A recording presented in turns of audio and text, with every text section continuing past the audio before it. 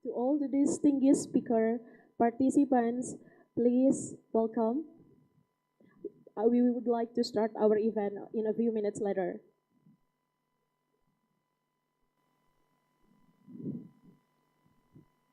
Alhamdulillahilladzi bini'amatihi tatimmus salihat. Asyhadu an la ilaha illallah wa asyhadu anna Muhammadan abduhu wa rasuluh. Segala puji hanya milik Allah yang dengan segala nikmatnya, segala kebaikan menjadi sempurna. All praises be to Allah, the Lord of the world, the Master of the day after, for His blessings and His merciful. Kami ucapkan terima kasih dan selamat datang.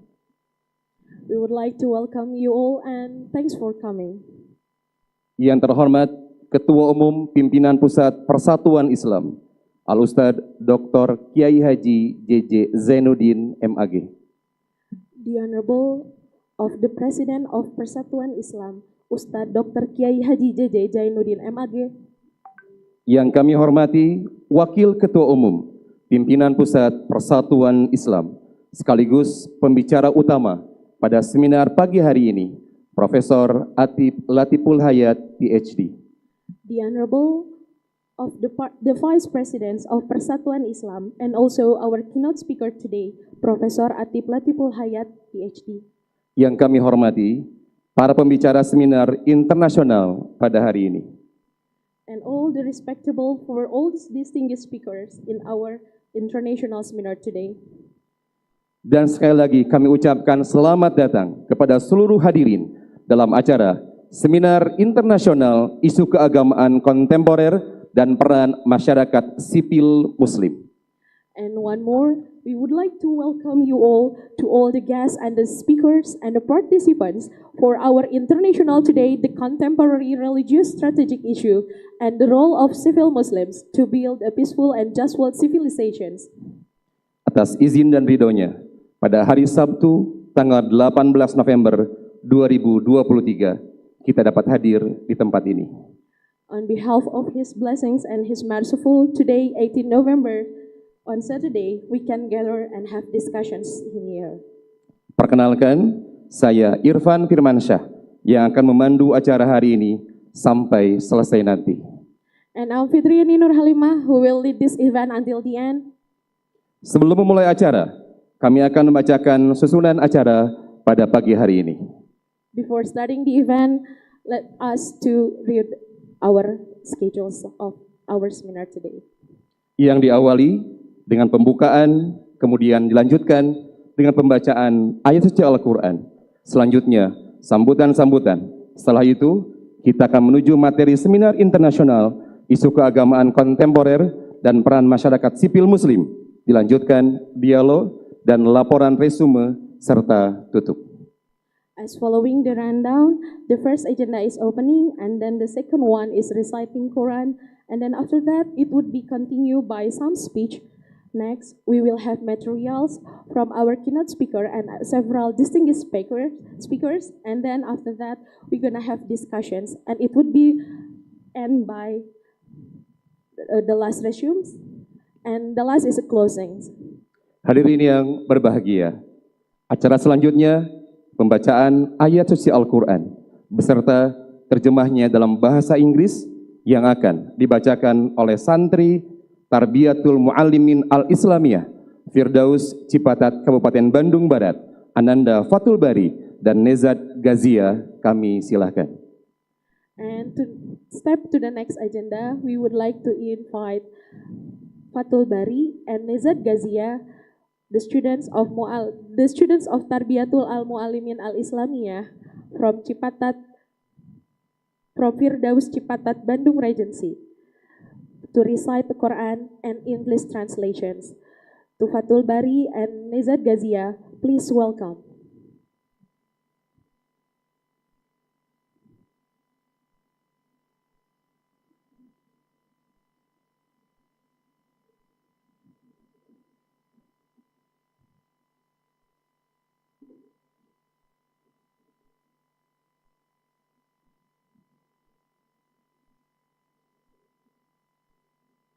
أعوذ بالله من الشيطان الرجيم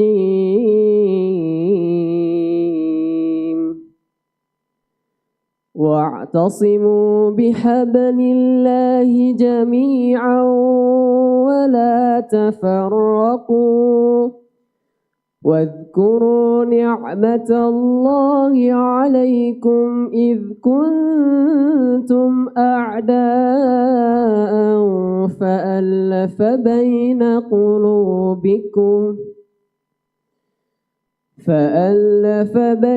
قلوبكم فأصبحتم بنعمته إخوانا وكنتم على شفا حفرة من النار فأنقذكم منها كذلك يبين الله لكم آياته لعلكم تهتدون ولتكن منكم أمة يدعون إلى الخير ويأمرون بالمعروف وينهون عن المنكر وأولئك هم المفلحون ولا تكونوا كالذين تفرقوا واختلفوا من بعد ما جاءهم البينات وأولئك لهم عذاب عظيم. Astagfirullah azim, sami'na wa ta'ana, ghufranaka rabbana wa ilaikal masir.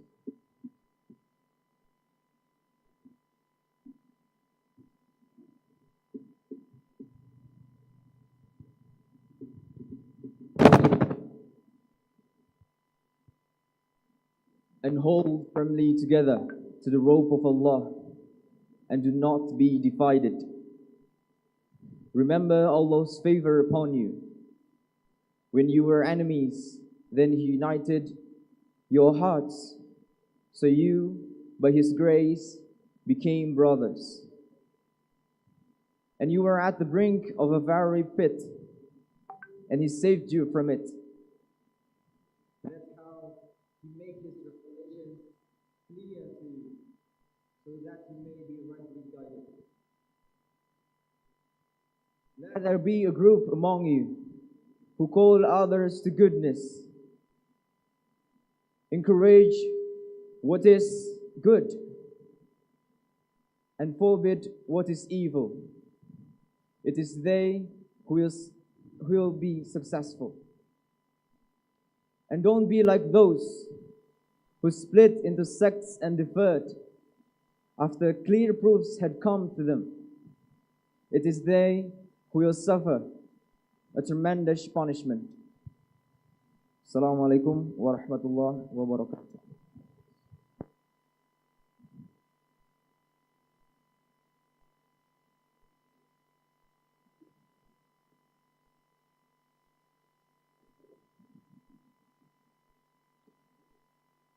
Hadirin yang berbahagia, acara selanjutnya, sambutan dari Ketua Panitia Musyawarah Kerja Nasional yang kedua, Pimpinan Pusat Persatuan Islam, yang kami hormati Al-Ustadz Dr. Haji Haris Muslim LCMA. Disilakan. Next agenda is speech. So we would like to invite our Chief of Committee, Mr. Ustadz Dr. Haji Haris Muslim LCMA. The floor is yours.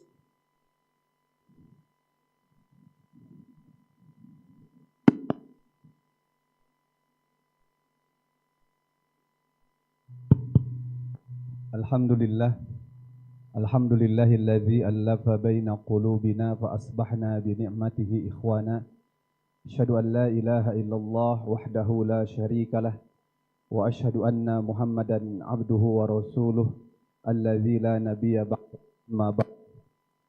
السادة المحترمون، فضيلة الأستاذ الدكتور عاطف لطيف الحياة نائب الرئيس العام لجمعية الاتحاد الإسلامي، والدكتور يودي، كذلك الأستاذ الدكتور صالحين من جامعة ماليزيا. في هذه المناسبة الطيبة أرحب بجميع الحضور الكرام ونشكركم على تلبيتكم لدعوتنا للاشتراك في هذه الندوة العالمية، وهذه الندوة من فعاليات الاجتماع السنوي الثاني للمركز العام لجمعية الاتحاد الإسلامي المقام إن شاء الله في الأسبوع القادم في Soreang Kabupaten Bandung. طبعا هذه الندوة نقول ندوة عالمية، ولذلك أنا أتكلم باللغة العربية لأن لغتي الإنجليزية ضعيفة. فهمت الإنجليزية ولكن لا أتكلم بها. فطبعا أولا أشكر جميع المشتركين في هذه الندوة، وكما عرفنا وكما قرأنا وشاهدنا أن موضوع الندوة مهم جدا، موضوع الدعوة عن قضايا الدينية وكيف دورنا كمسلمين لمواجهة هذه القضية أو القضايا. هذا الموضوع ربما موضوع جديد لنا، ولكن في الألفية الثانية أو في العقود الثانية لجمعية الاتحاد الإسلامي لابد أن نفتح أفكارنا وأبعادنا لكي نفهم القضايا أكثر مما فهمنا الآن. ولذلك أقمنا هذه الندوة لاستقبال الاجتماع السنوي الثاني لجمعية الاتحاد الإسلامي، وكذلك هذه بمناسبة مرور سنة لإنشاء جمعية الاتحاد الإسلامي. Saya tidak bisa terjemahkan, ini sudah paham semua? Baik, terima kasih. Ya.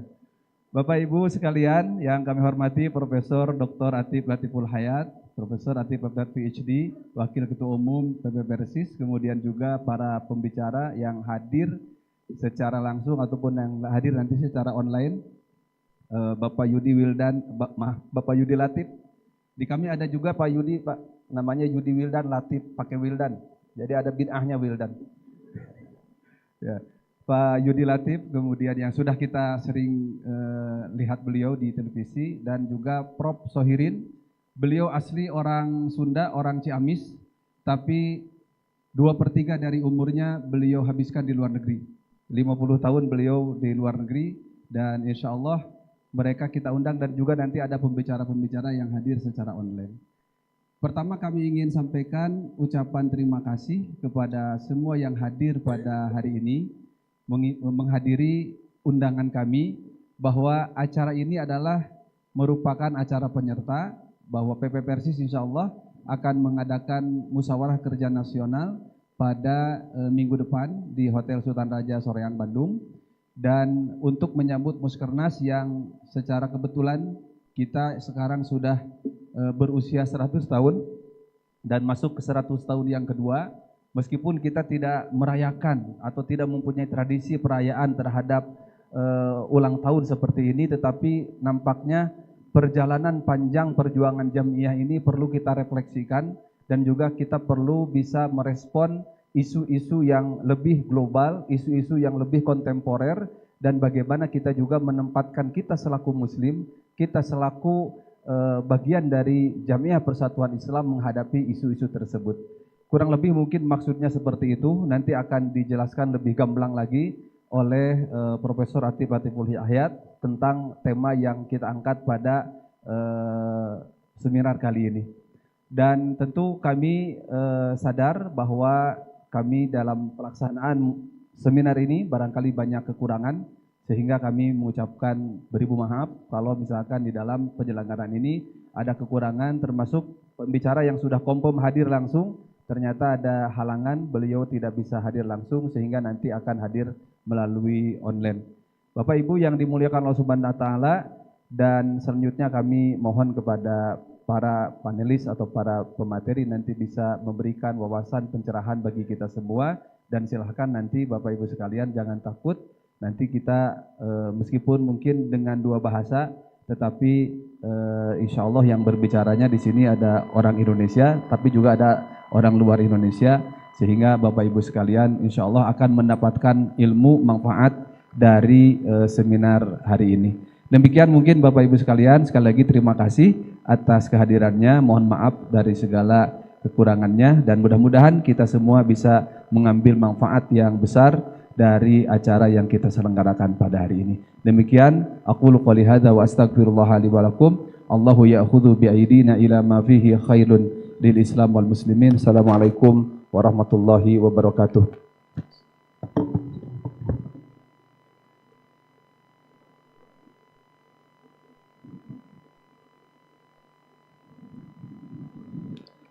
Hadirin yang berbahagia, selanjutnya untuk mengawali seminar pagi hari ini, kami persilahkan kepada Profesor Atib Latiful Hayat PhD sebagai keynote speaker sekaligus membuka dengan resmi seminar internasional isu keagamaan kontemporer dan peran masyarakat sipil muslim.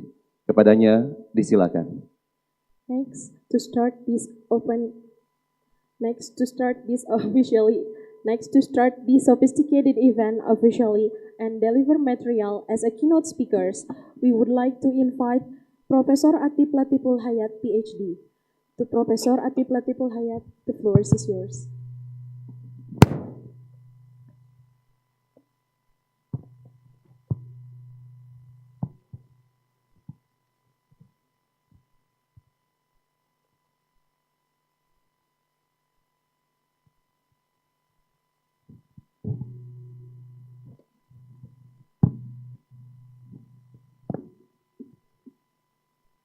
Alhamdulillahi Rabbil Alamin, wa bihi nasta'inu ala umuri dunya wad din.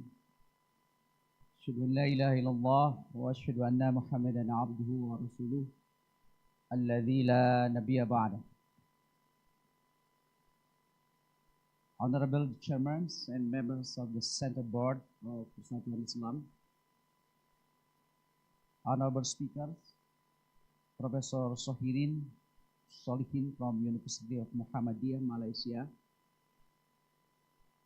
and my classmate, Professor Yudi Latif, former head of Board of Advisory of Ideology Pancasila or BPIP, and Mr. Al-Marakebi, PhD, Director of Center for Islam and Global Challenge. Hopefully we will join us through the Zoom. Distinguished guests and participants, on behalf of the Center Board of Persatuan Islam, I extend a warm welcome to all those gathered here today for the seminar entitled The Contemporary Religious Studies Issues and the Role of Civil Muslim. This seminar is conducted as a part of the series program at the annual meeting of the Center Board of Persatuan Islam, which will be held every September, October, or November every year. Distinguished guests and participants, this year, Persatuan Islam has reached the age of 100 years old. It was established on the 12th of September 1923 in Bandung, here in Bandung. Like a human being, PERSIS has not only matured, but is starting to look tired of carrying out the idea of Islamic reform. That is returning the understanding of Islam to the Quran and Sunnah. And I think PERSIS is likely even suffering from certain illness maybe, if we will make a similarities Persis like a human being. Persis ideas of Islamic reform has been very developed and growth in the form of various and different interpretations.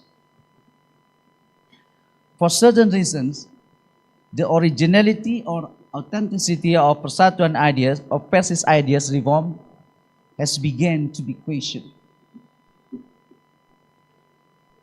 The originality of reform ideas of Persis is like an arrow released from its bow.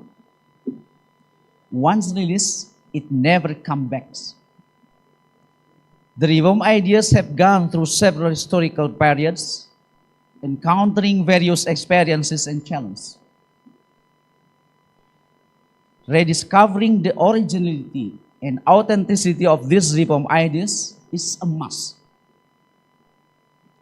When this Jam'iyah, in this case Persatuan Islam, begins to appear tired of carrying out its historical duties. For your information, the anniversary or Milad is not a tradition within the Persis. So today, we are like going to having historical reflections because couple months ago, Persis has reached the age of 1 year old. Rediscovering the authenticity of Persis does not mean turning its historical journey back to the 19th century or bringing back Persis' journey to 1923. What this means is rediscovering the spirit behind the establishments of Persatuan Islam. It is the power of its spirits that make Persis maintain its existence until the age of 100 years old. In this context, I think it is important for me to cite the words of Malik bin Nabi, an Algerian intellectual, in his writing Shuruf al-Nahdah. According to Malik, civilization will continue to rise when the spirit or values is supreme. By a spirit, it creates, dignify, and reach the highest level of civilization. All civilizations have had such experiences. In the history of Muslim, we know, we see, and we read how Islamic civilization rose with spirit and faith and ended because of greed, the power. The Umayyi, Abbasi, and Mamluk dynasties, for examples, are the best examples of that. Arnold Toynbee, in his masterpiece, A Study of History, says the inability the actors of civilization to respond challenges they face will end up with paralyzed civilization. When a nation is no longer able to answer these challenges, this civilization will experience the process of self-decaying. Will Durand and Ariel Durand, in their writing The Lesson of History, says that the rise of civilization or nations depends greatly on whether or not there is initiative from individuals and their creative minds who can develop positive energy to respond to challenges and change. The absence of creative figures will result in the fall of nations and civilization. In the context of Persatuan Islam, at least two factors that why Persis has been able to survive until now. First, Persis is still managed and maintained as Jam'iyah, as organization, not foundations, not muassasah, and operated on the basis of nizam or system, not on individual interests. Therefore, it can be understood why Persis is older than the age of its founders. Second, Persis is harokah of DAKWAH, a DAKWAH movement. It is the movement that focuses on seeking, following, and spreading, propagating the truth or al-haq. Persis focuses on conducting research and observations or mutola'ah, critical, prioritizing collective works, and working within the system, sincere and open to the critics. Borrowing the words of my friends, Dr. Yudi Latif, 13 years ago, when he attended the similar seminar following the 10th Muktamar in Tasikmalaya, Dr. Yudi Latif says,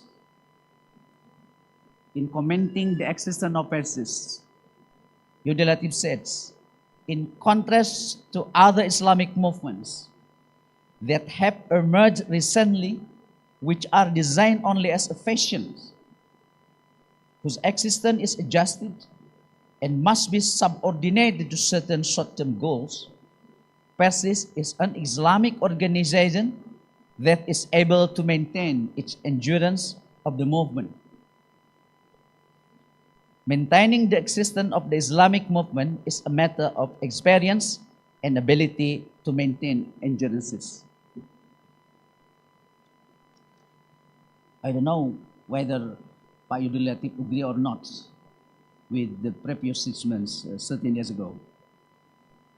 Maybe next Yudi Latif will revise his statement or not. We will wait for that. There are at least 4 characteristics of Persatuan Islam that are missing or partially lost, forgotten, or perhaps be forgotten by its successor, by us as the generations of Persatuan Islam. First, Persis is a Dawah movement and modern Islamic movement that teach and spreads critical and corrective attitude in responding to and understanding and practicing Islamic teaching. In this context, it can be understood that discussions, dialogue, or even debate is part of Persis' efforts to enlighten the people in understanding the teaching of their religions. Research and investigation of evidence are hujjah. In the search for a more convincing truth is an inseparable part of the history of the Persis movement. Persis put reason and rational considerations at the design position without having to fall into the trap of rationalism. Therefore, it is understandable that even though Persis is persistent to the text, is persistent to the nas of the Quran and Hadith, it does not mean that Persis is trapped into the textualist and radical movement. Also, I would like to invite Pak Yudi Latif's comment about my statement, whether it's true or not. It is understands why Pak Nasir, an intellectual figure of Persatuan Islam, recommends that students or santri at the mu'alimin or aliyah level should read, for example, the works of Goethe or Immanuel Kant. Persis finally has the ability to implement an adequate self-correcting mechanism. However, nowadays, Persis seems to be more of a social-religious movement with the routine activities. Its persistence to the text is not accompanied by reliable and proportional management of rationality, management of reasons. Lack of self-correction and apologies seem to be more acceptable. As a result, Persis began to be marginalized in market of ideas. Its position as an Islamic reform movement seemed to be just an internal claim. Meanwhile, external perceptions are starting to question the Persis role as a reform movement. Second, Persis has convincing reform agenda, that is the purification of Islamic teachings. This agenda is not limited and is limited to certain ritual matters or ibadah mahdah. The purification agenda of Persis is comprehensive. But unfortunately, the next generation seem to only emphasize on the accentuations, not the substance of this purification. This agenda should be expanded to areas of muamalah. For example, in the economic sector or iqtisadiyah, the spirit of purification must be reinterpreted and expanded to other social aspects so that it can provide solution for a variety of issues such as environmental regulations, the energy crisis, the food crisis, poverty alleviation, and so on. Third, PERSIS is an Islamic organization that opens for all ideas of progress. Fourth, PERSIS focuses on dawah activities.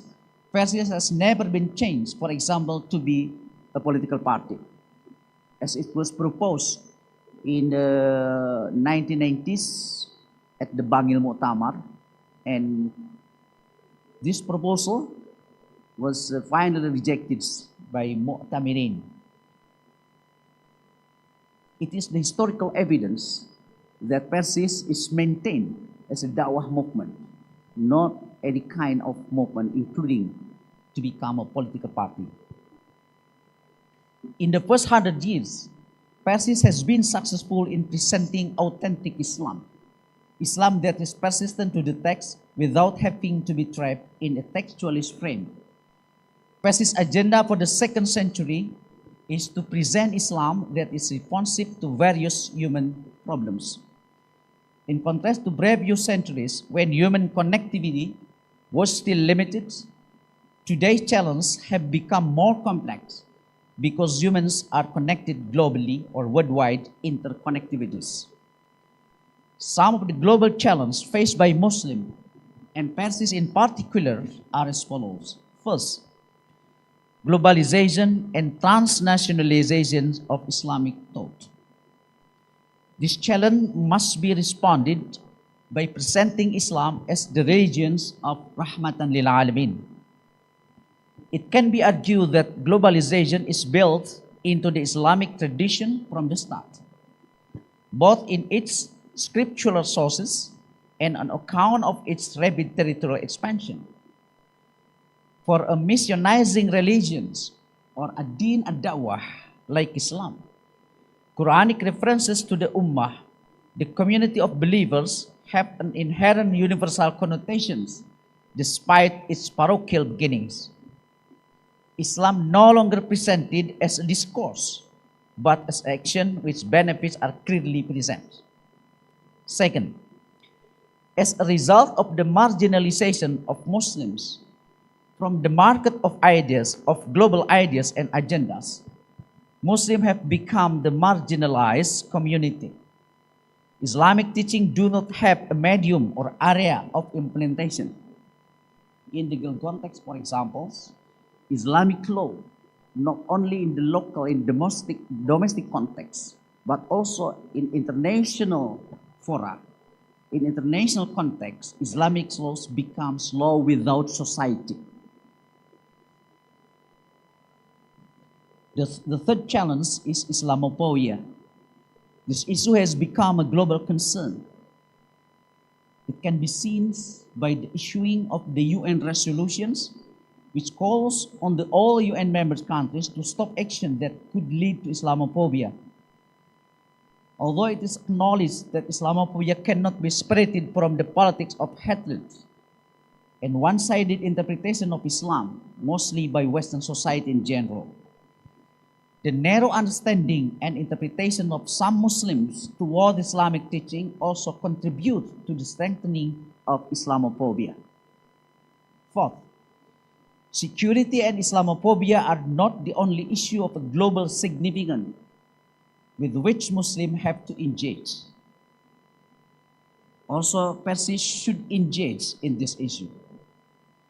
Also, Muslims have to contend with the ecological crisis like global warming, like climate change, that is affecting the planet, and what this means in terms of protecting the environment and sustainable development.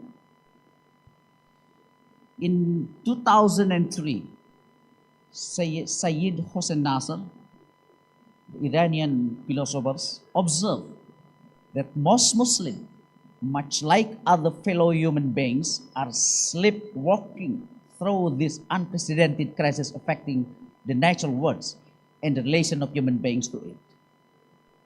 In this context, PERSIS just contributes in terms of fikih lingkungan, al-fiqh, al-bi'ah. And we need for the actual and the practical actions that can protect our environments. And the most timely issues today is about climate change. This month, all Muslim scholars, including from Indonesia, they are together in Dubai to discuss what the action should be implemented in protecting the crisis of environment, especially because of climate change. The last but not the least is the Muslim human resources, sumber daya insani, which in terms of quality and quantity are still far from expectations.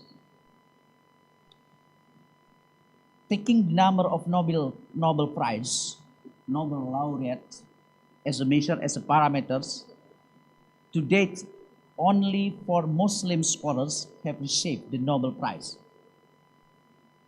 It is less than 1% of all Nobel laureates. Compare, for example, with Jewish community, which its populations only 20 million all over the world. Jewish scholars have received Nobel Prize around 25%.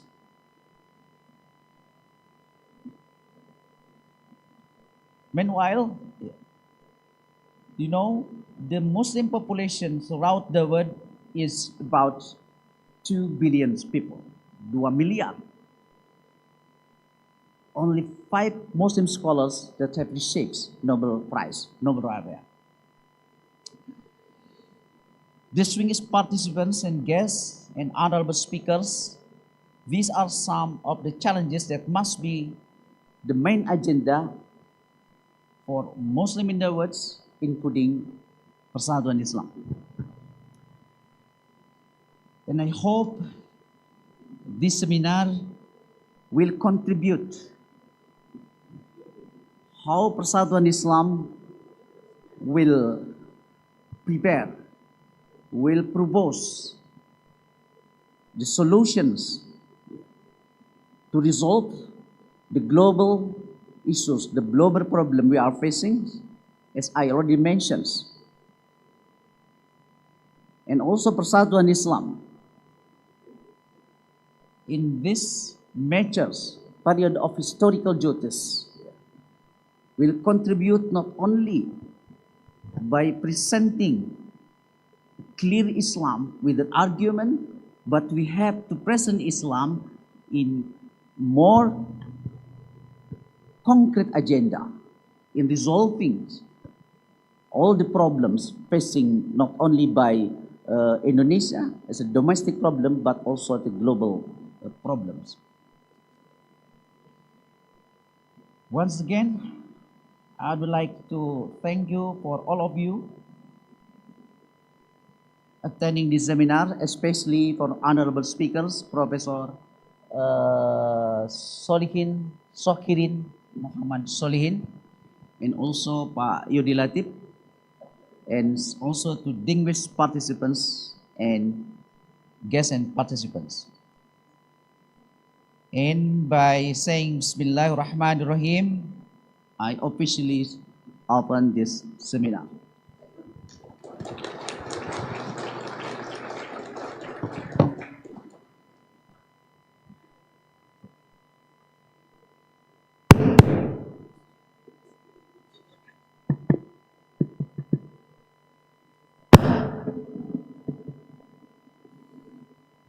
Hadirin yang berbahagia dan yang akan memandu acara seminar internasional pada hari ini sebagai moderator adalah Bapak Imam Sofyan MA. Kepadanya disilahkan. In order to host this international seminar today, we would like to invite Mr. Imam Sofyan MA. For Mr. Imam Sofyan MA, please welcome.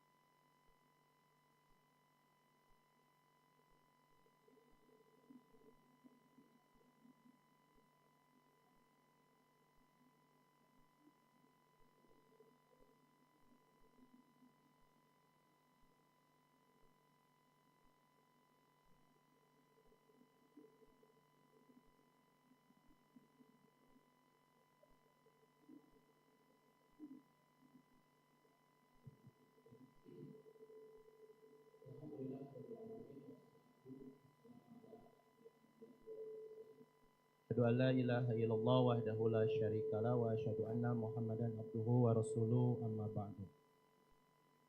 Rabbi shrah li sadri wa yassir li amri wa hlul 'uqdatam min lisani yafqahu qawli. Yang kami hormati pimpinan pusat Persatuan Islam dalam hal ini yang hadir Ketua Umum Wakil Ketua Umum Profesor Atib Latiful Hayat PhD, kemudian Sekretaris Umum Dr. Haris Muslim MA, dan segenap hadirin yang hadir pada pagi hari ini yang dirahmati Allah Subhanahu wa taala. Hadirin sekalian, sebagaimana yang telah dijadwalkan, hari ini kita akan mendengarkan paparan dari sedianya 4 pembicara yang hadir baik online maupun offline. Tetapi yang definitif akan menyampaikan paparannya pada pagi hari ini ada 3 orang yang langsung akan saya bacakan CV-nya. Yang pertama Profesor Yudi Latif PhD. Beliau lahir di Sukabumi 26 Agustus 1964.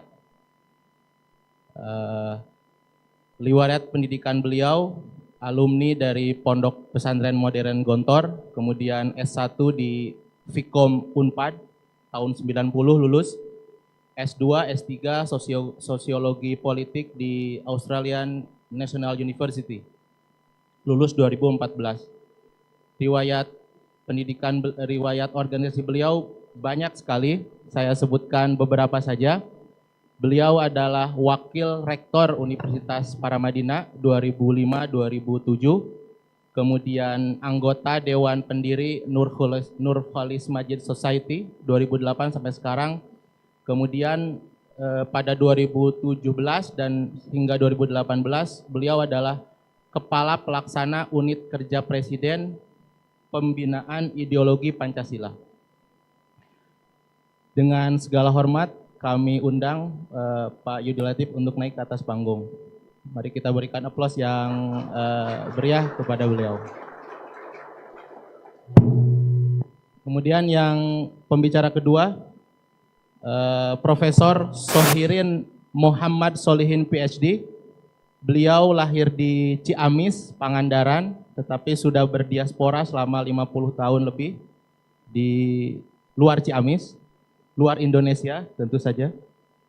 Beliau saat ini adalah Kepala Program Studi Islam di tingkat S3 di Universitas Muhammadiyah Malaysia. Ya. Tentu saja sebelumnya beliau sudah melahirkan puluhan doktor baik di universitas antarbangsa Malaysia maupun di kampus-kampus lain di Malaysia. Beliau S1 di Universitas Al-Azhar, Mesir, kemudian S2 dan S3 di Universitas Birmingham, Britania Raya atau Inggris.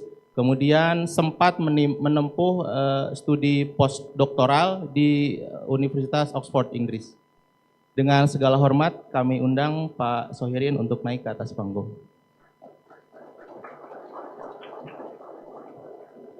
Kemudian pembicara ketiga, ini yang pojok kanan bawah gitu ya, yang nanti akan bergabung secara online melalui Zoom.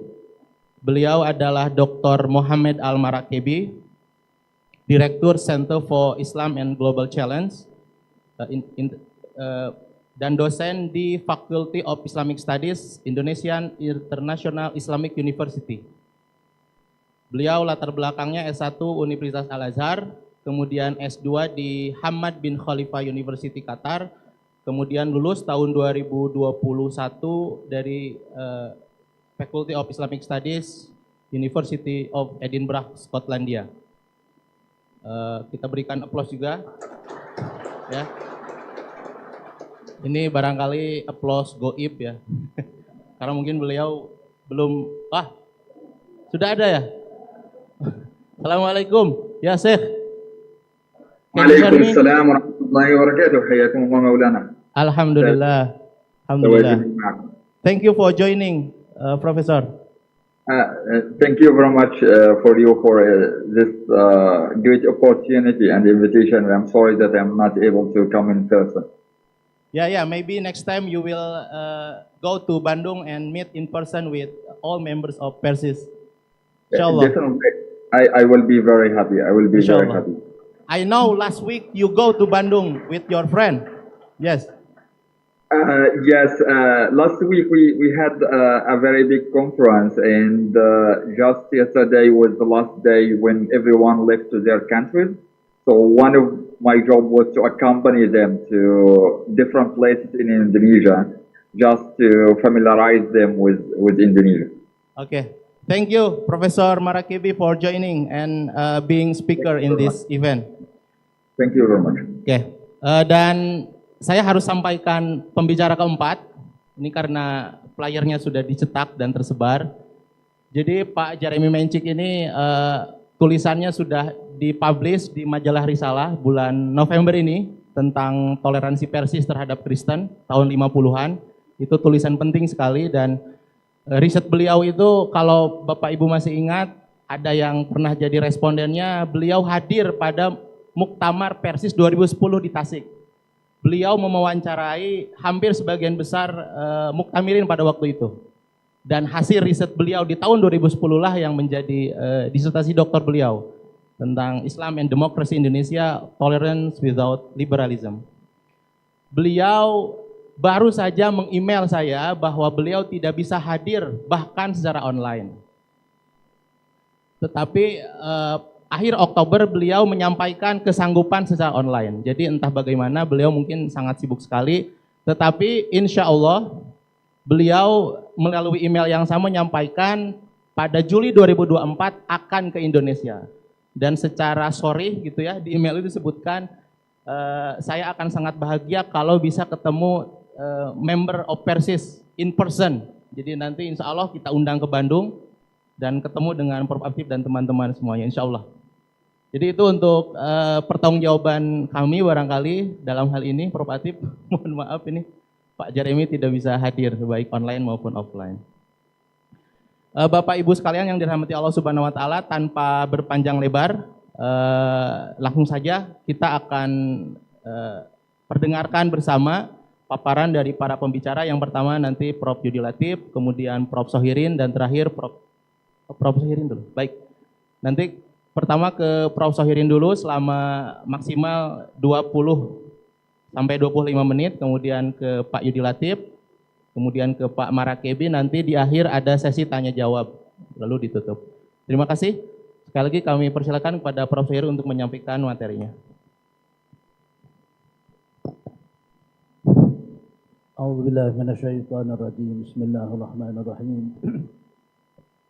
Alhamdulillahilladzi arsala rasulahu bil huda wa dinil haqq liyudhhirahu 'ala ad-din kullihi wa kafa billahi shahida. Asyhadu an la ilaha illallah wahdahu la syarika lah wa asyhadu anna Muhammadan 'abduhu wa rasuluh.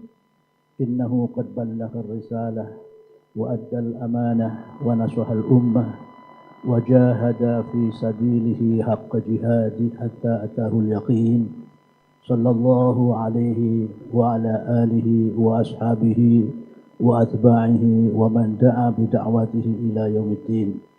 رب اشرح لي صدري ويسر لي أمري واحلل عقدة من لساني يفقهوا قولي. سبحانك لا علم لنا إلا ما علمتنا إنك أنت العليم الحكيم. Indeed, this is very blessing and very delightful for me, for inviting me, for having me in this occasion to share with all of you with regard to the contributions of civil Muslims in developing of the civilization.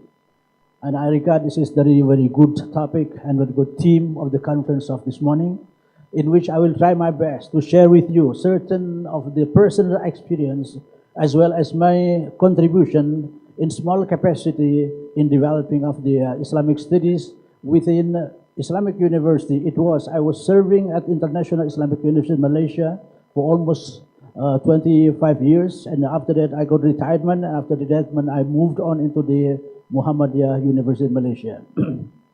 Okay, all my colleagues, the distinguished panelists, and the leadership of this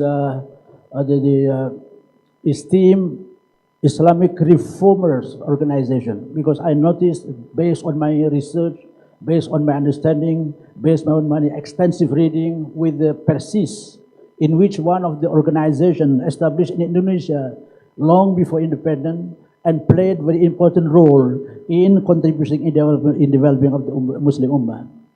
My humble contribution or my humble commitment to the PERSIS, although I'm not officially as the members of the PERSIS, but at the same time, I'm a part, chronologically, I'm part of PERSIS, because intellectually and academically, I was groomed by the Muslim reformers. I was one of the disciples of the late Muhammad Nasir. Muhammad Nasir, he was served as the Prime Minister of Indonesia, and he was the one who groomed me intellectually and academically by his contribution. Because of this, I'm saying that for my appreciation for the late of Muhammad Nasir, I already wrote my book on him, and this is my book. Alhamdulillah, that book on Muhammad Nasir, it was written in 2 languages. The first edition, it was in English language, and the second edition, this is Arabic language.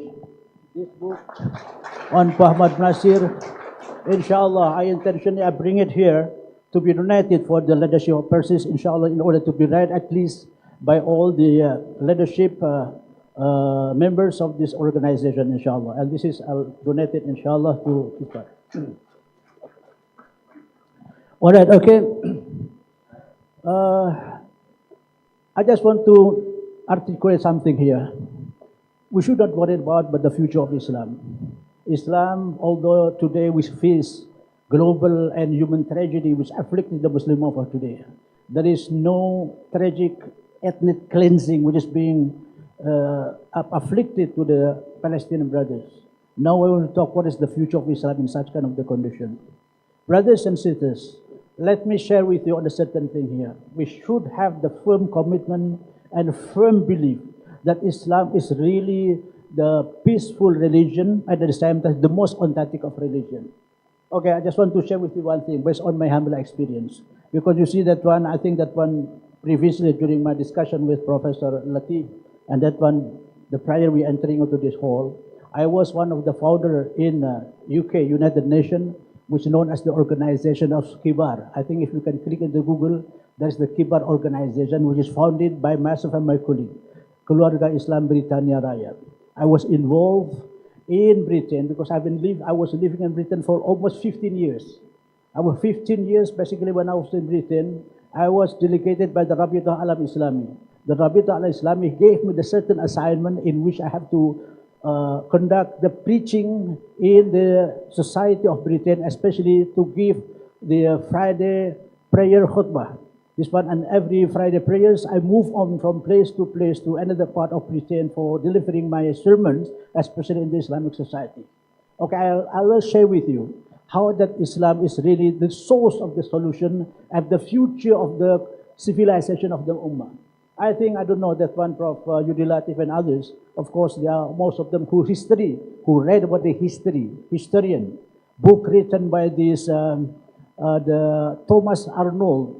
Thomas Arnold, he was known as the prominent, the Western historian who wrote a book on Islam, is known as Islamic Civilization, Hadarah al-Islamiyah. Within this book, he quote the statement given by the prominent colonial rulers of France. There was colonial ruler of France, his name, everybody knows about that one. I'm sure all the students, even at the intermediate or the higher or the lower level of university, they must understand the name is called as the Napoleon Bonaparte, right? Napoleon Bonaparte, he gave very strong statement. After he sucked the blood of Muslims in Egypt, because Egypt was under French colonial rules at that time. He went back to France and he issued the statement which is very relevant of today. What he said? Napoleon said, Islam is the best of the religion. That's what he said. Islam is the best of a religion, and one day, that according to his predictions, Islam will dominate the whole Europe. That's what he said on that time. Islam will dominate into the whole Europe. My concern is like this: how far his statement is really relevant until today? If you look at it today, I think everybody of us must have to realize that hadith of the Prophet which was given to Holy Sunnah. The Prophet, when he mentioned, everybody knows about this one, he mentioned about alamatus sa'ah, the indication of the arrival of the day of judgment. One of the indication of the day of judgment is the rising up the sun from the west, which is known as Tulu or Shamsi min al-Gharab. This is on Islamic for that one. So I link this one with the theory also developed by Napoleon Bonaparte, in which Napoleon Bonaparte clearly mentioned at the end known as the sun shine from the west. That's what he said. The sun shine from the west. If you look at it to the real situation of today, those people who are traveling to the Western countries, especially UK and also in America today, the churches in England, they are left. They are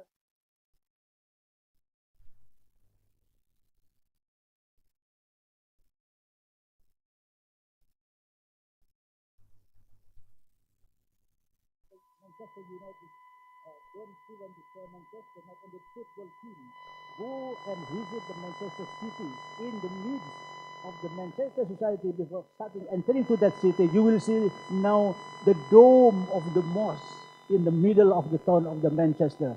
That dome of the mosque, and the mosque itself, it was the biggest cathedral in United Nations, in United Kingdom by that time. This already converted into the mosque itself. Now the mosques are flourishing. Because of this, I'm saying, although you can see the Western rulers, I'm saying, please listen to me very well. I got, when you said this is the sunshine from the west, I met at the time many political asylum from the Muslim world who were given protection by the Western countries. You may heard sometime other today, you may heard one of the prominent Islamic leaders who was given the protection by Britain at that time. I don't know whether you are familiar with this name or not. No. There is in Tunisia, there is the party, Islamic party called Al-Hizbun Nahdah. Al-Hizbun Nahdah. The leaders is the name Sheikh Rashid Al-Ghanouchi. Okay, Rashid Al-Ghanouchi, it was given the protection by the British government to stay there and given all the facilities on that one. You heard very well, because I'm proving how far the authenticity of the religion. When you say Islam as the source of our contribution, Islam number one should be understood by individual Muslims that Islam is really authentic, Islam is superb, Islam is not inferior, even Islam is not equal with other religions.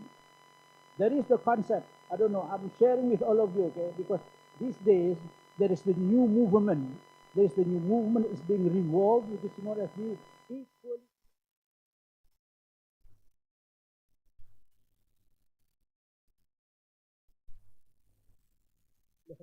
أيما أفضل بينكم الأفضل باللغة العربية ولا أفضل باللغة الإنجليزية ماذا أنتم تقولون أنا دائما أقول اللغة العربية هو لغة الجنة اللغة العربية هو لغة الجنة وأما اللغة الإنجليزية قد يكون هذا لغة الكفار طيب بس لا بأس بها أنا واضح الحمد لله يعني أنا في غاية الافتخار أن أكون فيما بينكم للمشاركة وتبادل الأفكار. هناك هذه الأيام هناك الأشياء التي قد تكون يوبخنا جميعا. هناك بعض المخاوف عن الإسلام بأن الإسلام يقول الغربيون، يعني طبعا أنا أقول هنا العلاقة بين الإسلام والعلاقة بين الغرب. صحيح هناك علاقة العدوية بين الإسلام والغرب، هذا في التاريخ. ولكن الإسلام ما يقال دين السلام. حتى في هذه الأيام يوجد ما يقال نظرية الفكرية التي تقول ما هي تلك النظرية الفكرية؟ نظرية الفكرية تقول المساواة بين الأديان. حتى هناك من يقول الأديان هو باب من أبواب الجنة. الأديان أنا أقول الأديان باب من أبواب الجنة. هل أنتم تصدقون بهذا ولا لا؟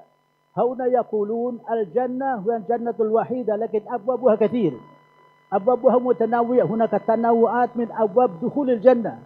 أنتم تستطيعون أن تدخلوا الجنة عن طريق النصرانية، وأنتم تستطيعون أن تدخلوا الجنة عن طريق البوذية وما أشبه ذلك من الأمور، وهذه ما يقال نظرية الغربية. هل أنتم تصدقون بهذا ولا لا؟ هل هناك جنة واحدة ولا جنة موحدة؟ هناك فرق بين الجنة الواحدة والجنة الموحدة. معنى الموحدة جنة الوحيد للجميع عبر الديانة المختلفة. هذا يقولون نظرية الفكرية الخرب الأديان. I have my reflection in my life. We cannot say that Islam is equal with other religions. Islam is superb. The judgment on the truthfulness of the religion is at the time of the practice. If somebody says that all religions are equals, all religions teaching the goodness, we should negate. I'm saying here clearly in my statement, we should not negate the goodness of other religions. There is the goodness on the top. But at the same time, we have to make it different. The level of goodness of other religions might be less compared to Islam itself. Because of this, when you look at it to the hadith of the Prophet sallallahu alaihi wasallam, antum hinama tastati'una an tanzuru ila ما قاله الرسول صلى الله عليه وسلم. ماذا حد الرسول يقول؟ بعثت لأتمم مكارم الأخلاق. وهذا الكلام الواضح من عند رسول الله أن الدين الإسلام هو الإتمام، يتمم بأن هنا جوانب النقصان من ديانة الأخروية.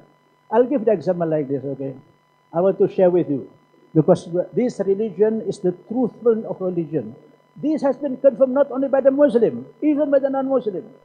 You can see, I think now is the revolutions of emerging of this YouTube as the medium of the communication among us. There is in the YouTube, you can see, this is my recommendation. See the YouTube, that's very positive. Of course, in YouTube, there's so many Satan in YouTube, but also some goodness over there. I'm saying because of this, The life is characterized by the competition. The life is characterized by the argumentation. When say argumentation, even the enmity. Because of this one I'm saying, is there any peace in this world? I'm asking to all of you. Is there any peace or not? Are you feeling peace? There is the peace, but on the condition, if you observe that religious guidance, normative guidance given by Allah, there will be peace. I don't understand, I don't know, sharing with Prof. Yudilatif and others on that one. Even family life, I don't know, what do you think about family life, okay? If you heard, I'm making joke a little bit in order not to get dormant and sleeping anymore. Because of this, I'm sometimes known by my student, I am one of the experts in making everybody sleeping. When somebody start hearing my lecture, they start sleeping on that one. I know that just little give the joke as the flash point in order to wake up your eyes on that one. Okay, my joke is like this. I got married, and after a long process on that one, of course, by the will of Allah, my wife passed away already, in the last almost 10 years. But I'm still feeling I'm still bachelor today. I'm still bachelor. Bachelor is mean the, what do you call it, bachelor? Bujang, bujang lapuk, I can say like this. I'm saying, of course, I don't know, I'm sharing to all of you, those people have married. Do you think in running the family life is as easy as you expect? It's like you are open up this two-finger hand on that one. It's no. I noticed that I experienced when I was communicating with my wife, it was not that easy. Because of this one, the nature, human characters of the female and male are different, totally different on that one. Quran clearly mentioned, وَلَيْسَ الذَّكَرُ كَالْأُنْثَى. It's mean in all aspects. The way the women way of thinking is different than men way of thinking. Because of this, the life is characterized by such kind of this. But they handle how to solve the problem. Problem is part of life, but should not run away from the problem. Rather, how that you can handle your problem based on normative guidance, such kind of the thing. Okay, back to the issue. Somebody says that all religions are equal. This I'm saying, this is my humble opinion, okay? The concept, Islam, I'm saying here, please listen very well. Don't misunderstand me, yeah? Don't misunderstand what I'm saying here. Islam admit on the diversity of belief. On the diversity of belief. Everything that Allah created is not only one. Diversity, even of belief, even of thinking, even ideology thinking, they are diverse. Sure on that one. Religion is hardly any oneness of the religion. There are other religions already exist here. Okay? Within diversity, but we cannot say that Islam is really equal with other religions. Because I'm saying, the judgment on the truthfulness of the religion at the time of practice, when you practice the religion, it really causes hardship in your life. That is meant hardship and contradict with human nature. I'm saying here. Because of this, when you subscribe to any religion, make sure that should not contradict with human nature and should not contradict with human characters. I give you an example. Okay, I got my friend of mine. My friend was a priest. Okay, you know, remember. I think it's somebody who studied about Christianity. The Christianity, the hierarchy on that one. Hierarchy of church leaders. The lowest level of church leaders is known as a priest. Okay? This is the lowest one. The priest is for male. For the female, they call nun on that one. This is the lowest level. The higher level del priest is called bishop. That's a bishop. Okay, the high level of the priest after that, bishop, and then above from that, there is a deacon. Because of this, the word deacon, they come from the word deacon, okay? Oh, everybody who heard the deacon can say the deacon at the same time. Highest level than that one is called cardinals. The cardinals in this world, there are not many. That only perhaps only 5 such kind of things. In here in the Southeast Asia, it exists only one cardinal in Philippines, because Philippines declares as the Christian country, and they put the word the cardinal there over there. The highest level of that one is called Pope at the same time. Okay, this I'm sharing with you, brothers and sisters. My sharing with you is, one day when I was conducting my research, I was in Rome, in the Library of Rome at that time. My research at that time for the master level is related with the peaceful coexistence between the religious believers with a special reference into the Coptic of Egypt. You can remember that one. In Christianity, there are so many sects, so many denominations, therefore. One of them is Coptic. The Prophet ﷺ, he got married with the Christian Coptic, which is known Al-Mariya Al-Qibtiyah on that time. Alright? Okay. Okay, forget that one. The other aspect in which I'm going to emphasize on that one is, these church leaders, they're demanding to the Pope, they wrote a petition to the Pope. What's the petition they wrote? The petition asking, appealing to the Pope, at the time the Pope John Paul, at the time, to annul, to amend biblical passage which prohibit the marriage on that one. Because in Christianity, there is the concept which is known as celibacy, okay? Celibacy is prohibition of marriage on that one. So a friend of mine who was as a priest, his name is Golden Silly. I said to him, you are very silly on that one. Why Golden Silly? Golden Silly, after retirement from the church leaders, he said to me, Dr. Solihin, I was a priest, but I disbelieve in God. That's what he said like this. I said, how come you are really silly? You priest, but you disbelieve in God. He said to me, because the concept of theology in Christianity, for me, contradict my logical thinking and contradict with my characters. He said to me like this, I can prove it like that. Okay? I'm just sharing, okay? Please don't forget that this is blasphemy on religion. No, I'm not making blasphemous of the other religion.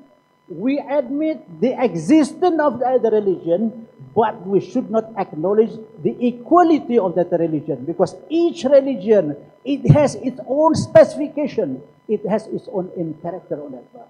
Alright? Okay. Number one, when you practice your religion, become source of hardship, become source of problem, there's something wrong on that one. That silly man, Golden Silly, my friend, he said to me, Dr. Solihin, I was a priest, but I disbelieve in God because for me that's not really logical. He said to me, one day any criminal came to me, I just touched the head like this. Oh, my son, today your sin has been forgiven. For me, does not make sense. How come I can forgive the sin? That's number one. Number two, which is related with biological need, that's what he said. Biological need, how come I was prohibited to get married, but biologically I need sexual intercourse? Because of this, he said, I got 5 children, but I never got married through the church because of that one. This I'm saying, okay, number one, that when we talk the truthfulness, we should believe that Islam is really the truth, absolute truth. Don't have any skeptical in your life. Don't be skepticism on the truthfulness of Islam. I think I was mentioning about the YouTube. See the YouTube, which is being given by the prominent anthropologist, his name is Karen Armstrong. Open up the YouTube and click Karen Armstrong lecture in Islam, on Islam, who's very super on that time, confirming the truthfulness of the religion, because no contradict with human nature and such kind of thing. Okay, this is how to judge on that one. The next one, I'm saying, أيها الأخوة الأخوات طيب هذه باقي 5 دقائق الذي قد أعطاني هذه التوجيهات من رئيس الجلسة. أنا أقول دائما بأن الإسلام هو دين السلام، الإسلام هو دين الحق. إذا أنتم يعني تتعاملون وتنفذون ما جاء من تعاليم الإسلام، لابد أن لن تكون هناك مشقة، ولكن لابد أن تكون هناك متوافقة مع الدين، متوافقة مع الفطرة البشرية نفسها. Okay, just last thing on that one. This is the thing that reflection, okay? Reflection for me, for all the Muslim Ummah. I think the opening of the recitation of the Holy Quran today by the young, our generation, what he says about وَلْتَكُمْ مِنْكُمْ أُمَّةٌ يَدْعُونَ إِلَى الْخَيْرِ. And in other words, that kuntum khairu ummatin ukhrijat linnas. Okay, this one I'm saying give you a little bit thought-provoking. I want to provoke your mind until you understand. The word kuntum khairu ummah. Do you believe that really now Muslim ummah as the best, as the model, at the current situation? The ummah of today, is it ummah really achieve the achievement or regressive? I'm saying here the thing that will be reflected by the all believers. the kuntum khaira ummah, which need to be developed with the new vision on that one. The kuntum khaira ummah must not be understood in traditional way on that one. Rather related with the concept of the knowledge which need to be developed and to become, to boost the future, the generations of the Muslim itself. Because now today, I think you may remember today, okay, I just want to refer the reminder by the Syrian Muslim scholars. It was in 70s by the time. I think most of you have heard. Ana atakid annakum la'allakum sami'tum hunaka al-alim al-shahir min dawlah al-Syria. Kana fi dhalika al-waqt. Qabla al-Syria ma'na qabla al-inhiyar. Qabla al-inhiyar mithul al-yawm. هناك العالم اسمه الشيخ شقيب أرسلان. شيخ شقيب أرسلان. ماذا يقول هذا الشيخ الجليل؟ وقد أنذر لنا جميعا ما يقول لماذا تأخر المسلمون وتقدم غيرهم. لماذا تأخر المسلمون وتقدم غيرهم. You can see now, I'm saying here, whether the Quran is really known as source of guidance. No other scriptures, if you study other religion, other scriptures, there is hardly any scriptures in non-Islamic religion which really encourage seeking the knowledge. The seeking the knowledge is highly encouraged in Islam. The word, the first revelation, iqra, to read. Iqra is to do research. Iqra is to do revelation, the exploration. Because of this, I always saying to my students, when you conduct the research, the purpose is to find out the truth, to give the solution on the problem of humanity. Because of this, when you are here, I think generations of this, the organization, reformative thought of organization like PERSIS today. Yeah? PERSIS must have the long future plan. What is the long future plan? To make the truthfulness of the religion to be put into the system, into structural aspect on that one. Because of this, we have the truth, al-haq, but it's not really structured input in the concept of the knowledge. Now these days, the Muslim Ummah, unfortunately, the Muslim Ummah, they are not known in general as the knowledge inventor. Muslim Ummah, they are known in general as the knowledge consumer. Please don't be knowledge consumer. Try to be knowledge inventor, in which I have to invent something that one, the new thing we can be offered to the Ummah to give the remedy as the cream for the Ummah to achieve into the progress of the civilization. This is the meaning of that. Because of this, what predicted by the, I don't understand until today. I keep on thinking in my life.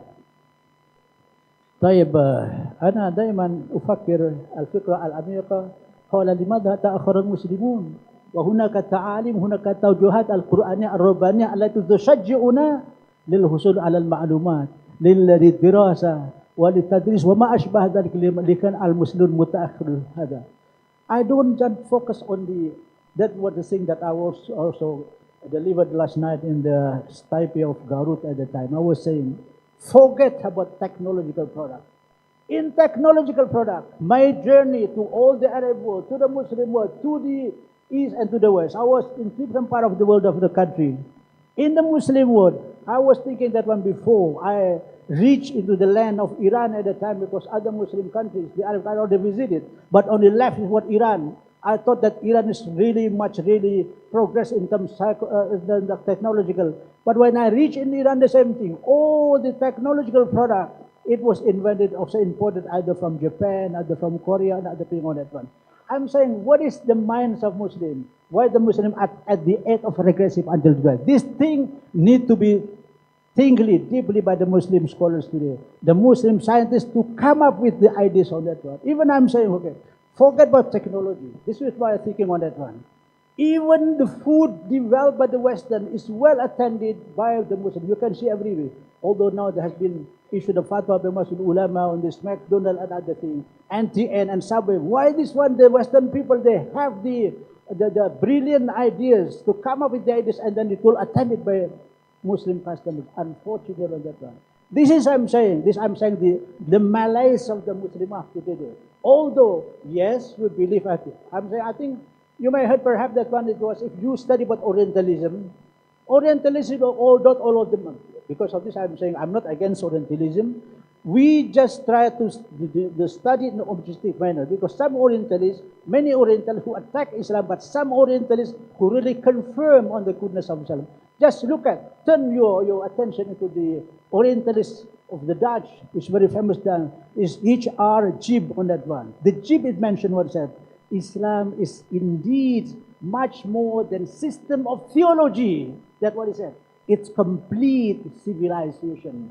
Islam is indeed much more than system of theology, it's complete of this channel. Because of that, I'm saying, brother and sister, the Muslim leaders should make sure they have the set of mind which can produce the knowledge which can be offered to the world until today. Unfortunately today, all the knowledge, especially in the social sciences, came from the West.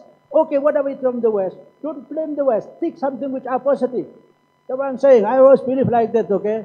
I think, I don't know, in the history of PERSIS, I do not, please correct me if I'm wrong on that one. If I'm studying about the Harakah al-Islahiyah and the Al-Muhammadiyah wa ma ashbad al-umur, yani most of them, these Islamic reformatory thought in the Muslim world mostly are influenced either by Jamaluddin al-Afghani or Sheikh Muhammad. This is because it's not as the reformers in the beginning of this 20th century on that one. I know in case of the Persians, because to my understanding that one, the Sheikh Ahmad Hassan on that one, he did not get direct in touch through the literature on the writing of Jamaluddin al-Afghani or Muhammad Abdu, which came out with the concept of the science and everything with the Tafsir al-Mad on that one. Because of this, please try your best, because my hope, my expectation that the future generation of Persians can produce the new generation, which really called as Ulul Albab. Ulul Albab not as sloganistic, but Ulul Albab, the rational thing that you can produce on that one.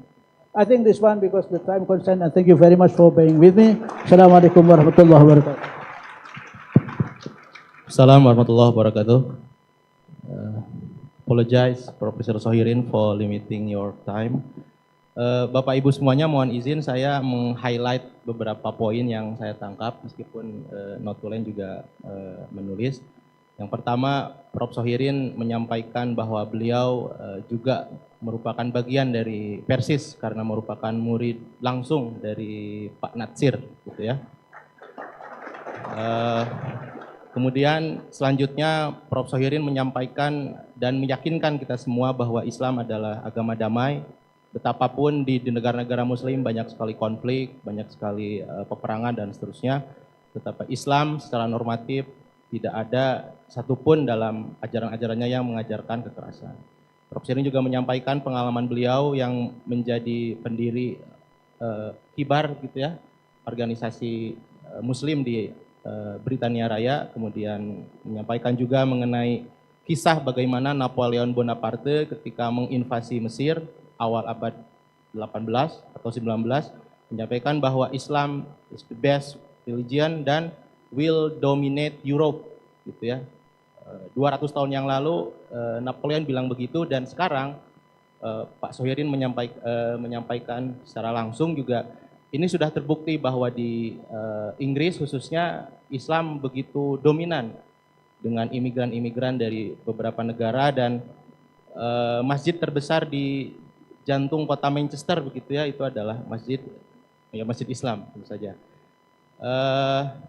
Dan sisanya barangkali beberapa kutipan-kutipan terhadap beberapa referensi, dan yang paling menarik adalah penyampaian beliau mengenai Islam mengakui diversity, keragaman, tetapi kita harus yakini bahwa meskipun mengakui perbedaan, Islam is not equal with other religion. Jadi Islam tidak bisa sama dengan agama lainnya, karena Islam bahkan menyempurnakan ajaran-ajaran semua agama.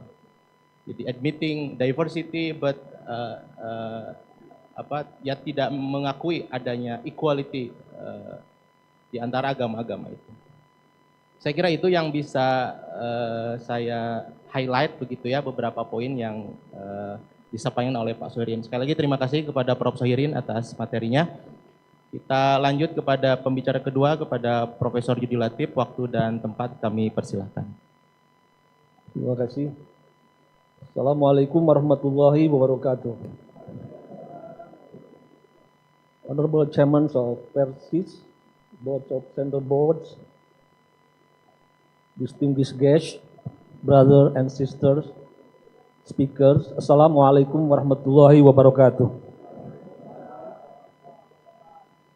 First of all, I'm so delighted and grateful to be invited to this very important occasion on the historical on the commemoration of the 100 years of PERSIS historical self-invention. And this topic of seminar is very important, very timely to discuss in this very par excellence religious Islamic movement in Indonesia.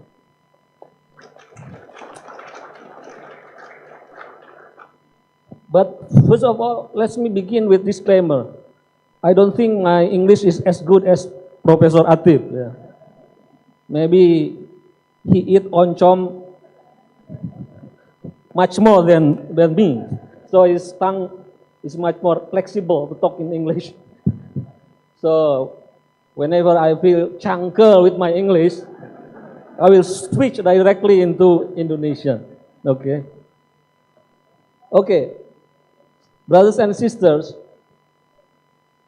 the whole religious communities are currently facing some major problems in dealing with the global humanities.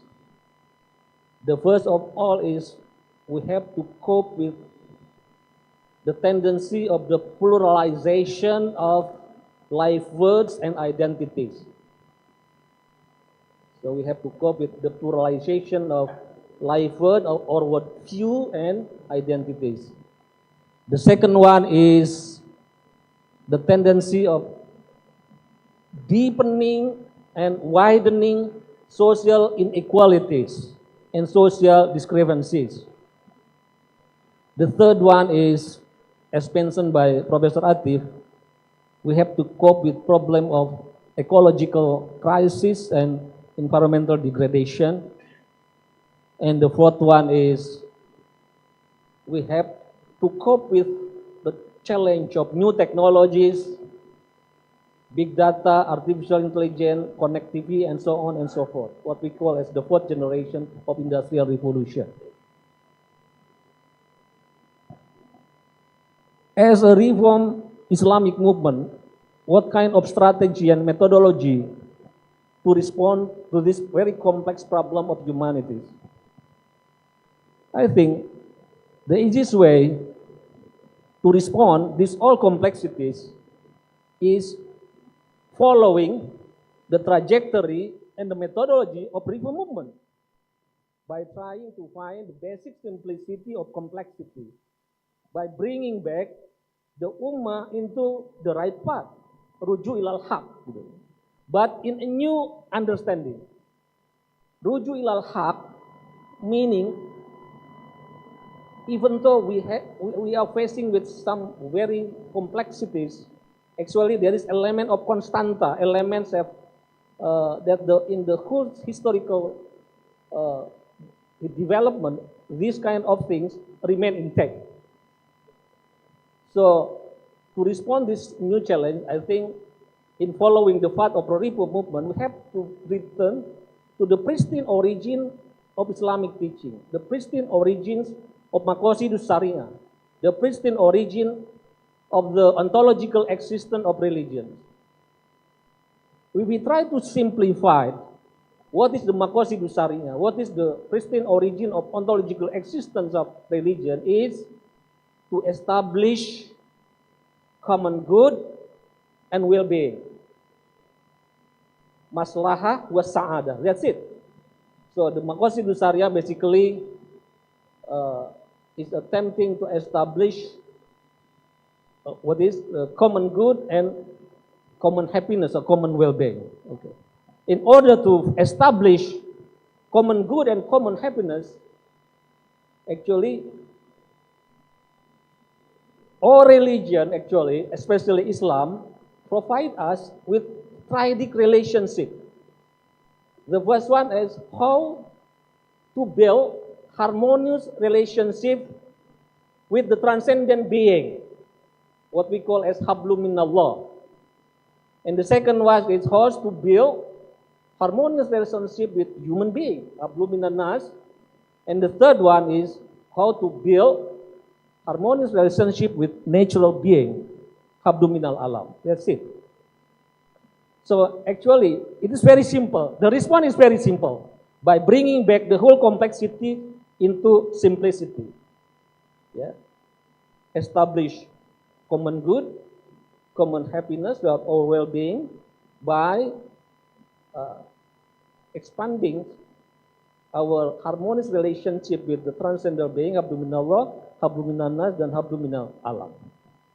Okay. From this kind of approach, then we can further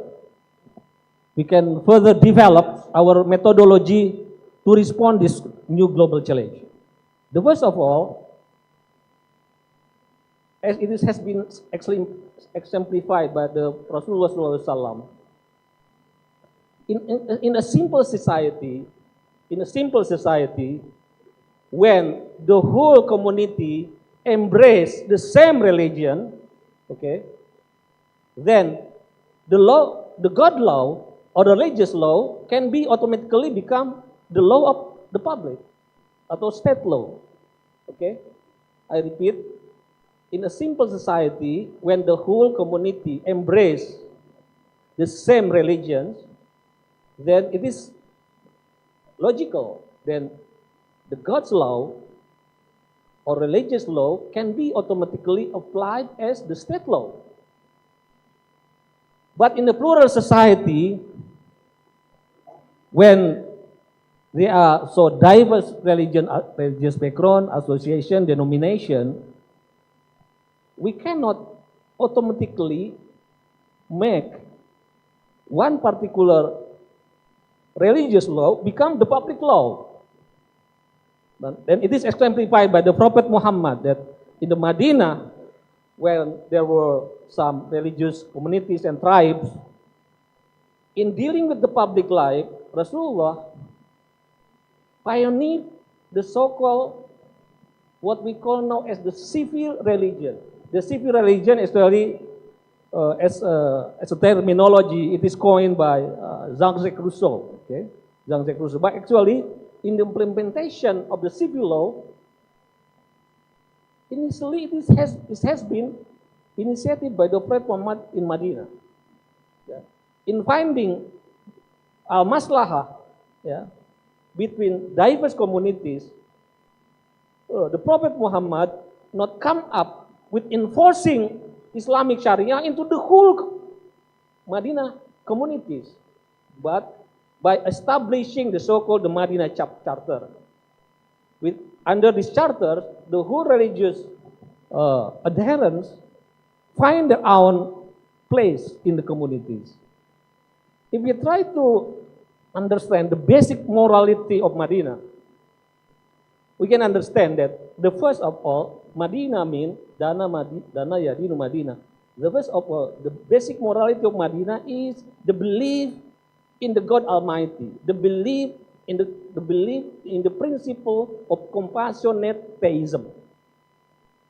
Okay, and the second one, the morality of Madinah Charter is how to respect human dignity, how to respect human right. Lakon karomna bani Adam. Man qatala nafsan bighayri nafsin faka annama qatala nafsan jami'an. So it is the principle of how to respect human right and human dignity. The principle of kemanusiaan yang adil dan beradab. The principle is ketuhanan yang Maha Esa, tapi ketuhanan yang welas asih dan toleran. The second principle is the principle of kemanusiaan yang adil dan beradab. The third principle of moral Madinah, what is the third principle of moral Madinah is unity in diversity. Even so in Madinah, there were some tribes, some religious adherents, but the whole communities belong to the Madinah citizen.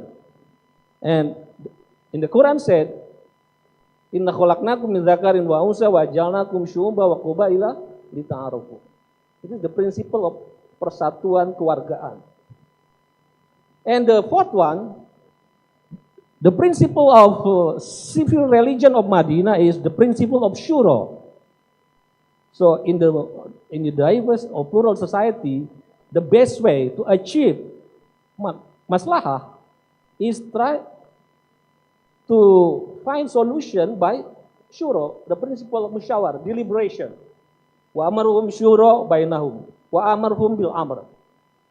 Yeah. And the fifth one, the civil religion of Madinah is the principle of justice.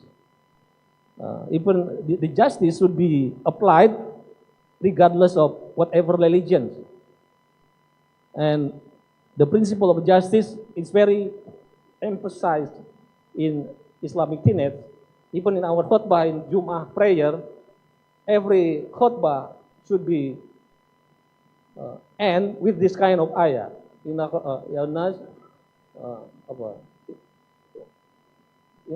What?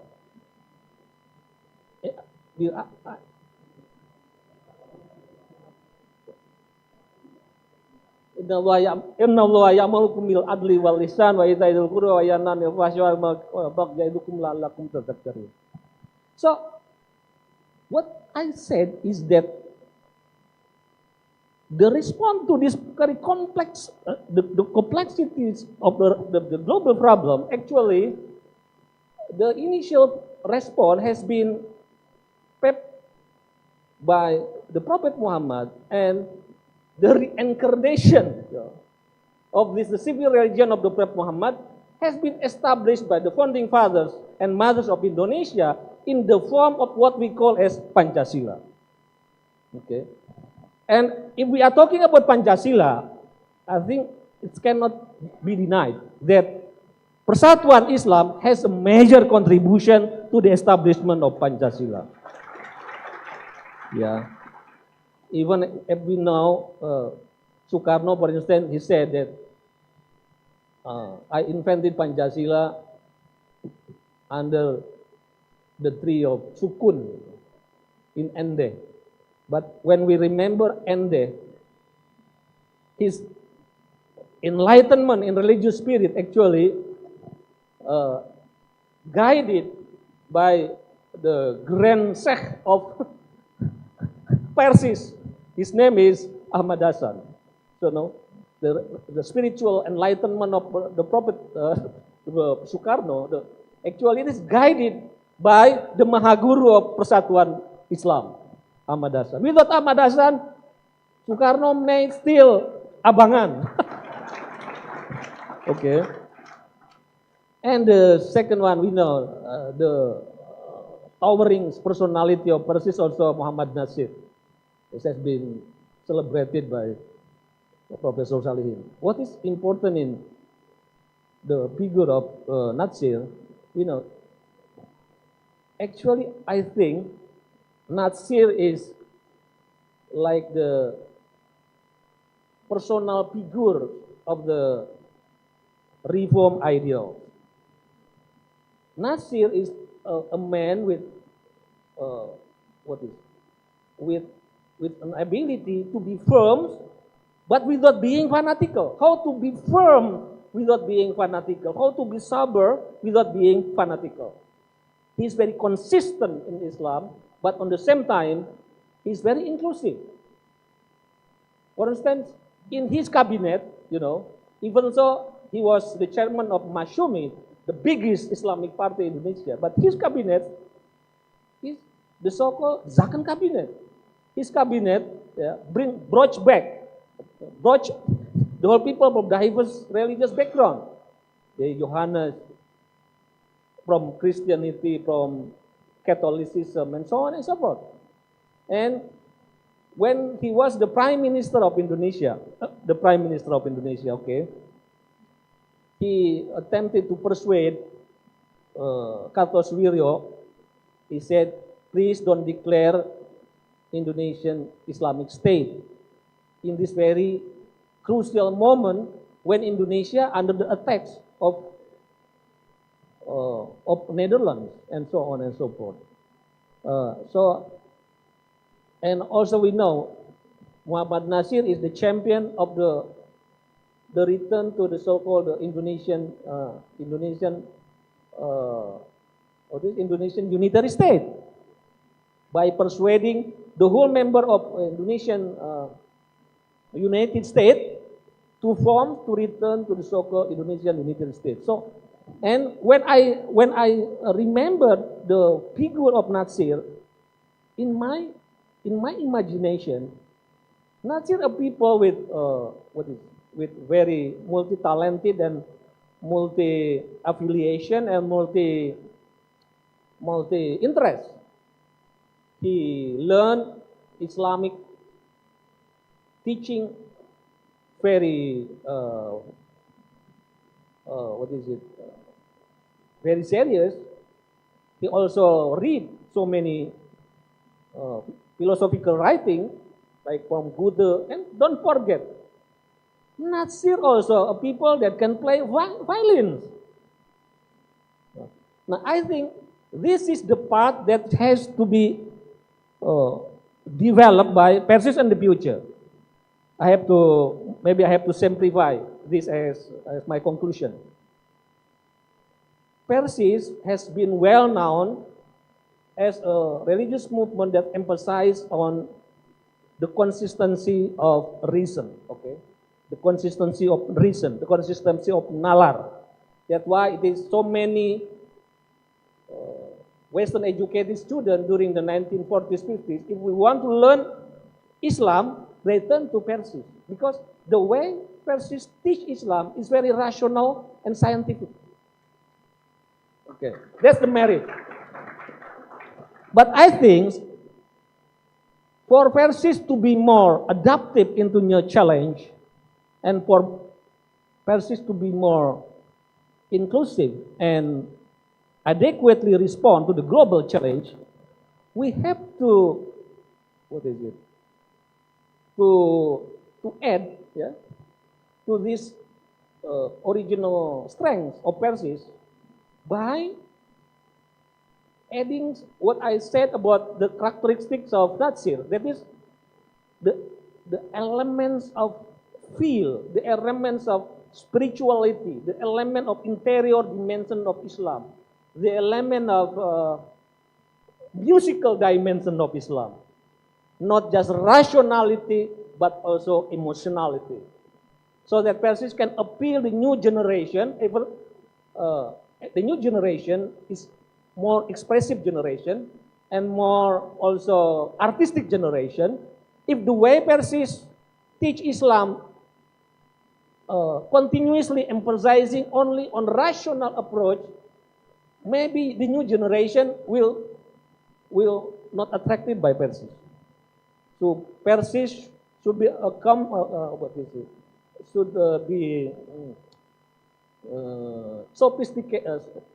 sophistify its approach by also attempting to establish like a new kind of reform spirituality, reform tasawuf. Maybe Hamka has already pioneering writing the so-called tasawuf modern, okay? It is from the perspective Muhammadiyah. I may wonder, maybe Persis, it's timely for Persis to try to invent a new kind of reform spirituality for urban life, for global life. If you can provide this kind of thing, it is the rebirth of Persis from the future of Indonesia and the future of global humanity. That's all. Terima kasih. Assalamualaikum warahmatullahi wabarakatuh. Terima kasih, Profesor Yudi Latif. Bapak Ibu, mohon izin saya meng-highlight beberapa saja barangkali. Yang pertama, mungkin yang bisa kita highlight mengenai spirit dari Madinah Charter dari Piagam Madinah, yaitu aspek keilahian, believing Almighty God, kemudian respecting humanity, kemudian Madinah adalah model awal, paling awal bagaimana diversity itu bisa bersanding atau harmonis dengan unity atau kesatuan atau keutuhan masyarakat. Kemudian bagaimana Madinah juga mencontohkan tradisi bermusyawarah, dialog, deliberasi, kemudian yang terakhir bagaimana Madinah juga menjadi contoh paling awal tentang keadilan, penegakan keadilan. Kemudian juga Profesor Julatif mengakui bagaimana pengaruh Hasan terhadap pemikiran keagamaan Soekarno. Kemudian yang terakhir barangkali yang tadi disampaikan Profesor Julatif menawarkan bagaimana Persis di abad kedua ini melakukan reformasi spiritualitas yang tidak hanya berjangkar pada rasionalitas tetapi emosi, perasaan, seni, kultur, dan seterusnya barangkali. Itu mungkin yang bisa saya highlight, tentu saja tidak semuanya. Kita akan beranjak ke pembicara ketiga, Profesor Muhammad. Can we start? Yes. Okay, please. Bismillah, walhamdulillah, wassalatu wassalamu ala rasulillah, Sayyidina Muhammadin wa ala alihi wa sahbihi wa man wala. First of all, thank you very much for your kind invitation, and I'm terribly sorry that I couldn't attend in person. We have just finished a big conference here, that's why it was really exhausting for me to travel so soon. Just yesterday was the last day for the last speaker to travel back to America. My topic today, or probably before I begin discussing my topic, it will mainly about justice, but probably in this time we should remember our brother in Gaza who Professor, are... Yes? sorry, you share your PowerPoint or? Yeah, I will share it. Okay, please. You can share slide. Yes. Okay, thank you. So it's in Arabic, and probably I have been asked to speak in English, but probably I will speak in Arabic and English somehow. But let me first of all remember, because if you are discussing about justice, it's very important to remember our brothers and sisters who are dying now in Gaza, and to condemn the Israeli genocide against Muslims. They are innocent civilian Muslims who are suffering, and the whole world is just kept silent. No one wants to intervene, and no one wants to help them. So نسأل الله عز وجل أن ينصرهم نصرا مؤزرا وأن يتقبل شهداءهم ويشفي جرحهم. Going to the topic of today, it's something that I'm trying to work on, that many people in this world are speaking about Islam as a problem. So when we are discussing about Islam, we are discussing Islam and terrorism, Islam and women's rights, Islam and tyranny. The problem is that we are discussing Islam as a problem that needs to be solved, tackled, and discussed. I think that we need also to stop thinking of Islam as a problem, but probably as a way to inspire solutions, not only to the Muslim world, but also to the global issues. So one problem about Islamic studies is that it's self-referential. I mean, we speak to ourselves. We as Muslims, as Islamic studies scholars and students, are always addressing Muslims, but we don't address the global challenges from an Islamic perspective. We are always in a very apologetic, defensive way, and I think it's our obligatory to help the world solving the global issues. And it's also our right for the whole world to listen to our own perspective. Probably, I'm sorry, you can hear me. Yeah, sure. So probably we should stop thinking how to accommodate Islam to so-called universal human rights or universal,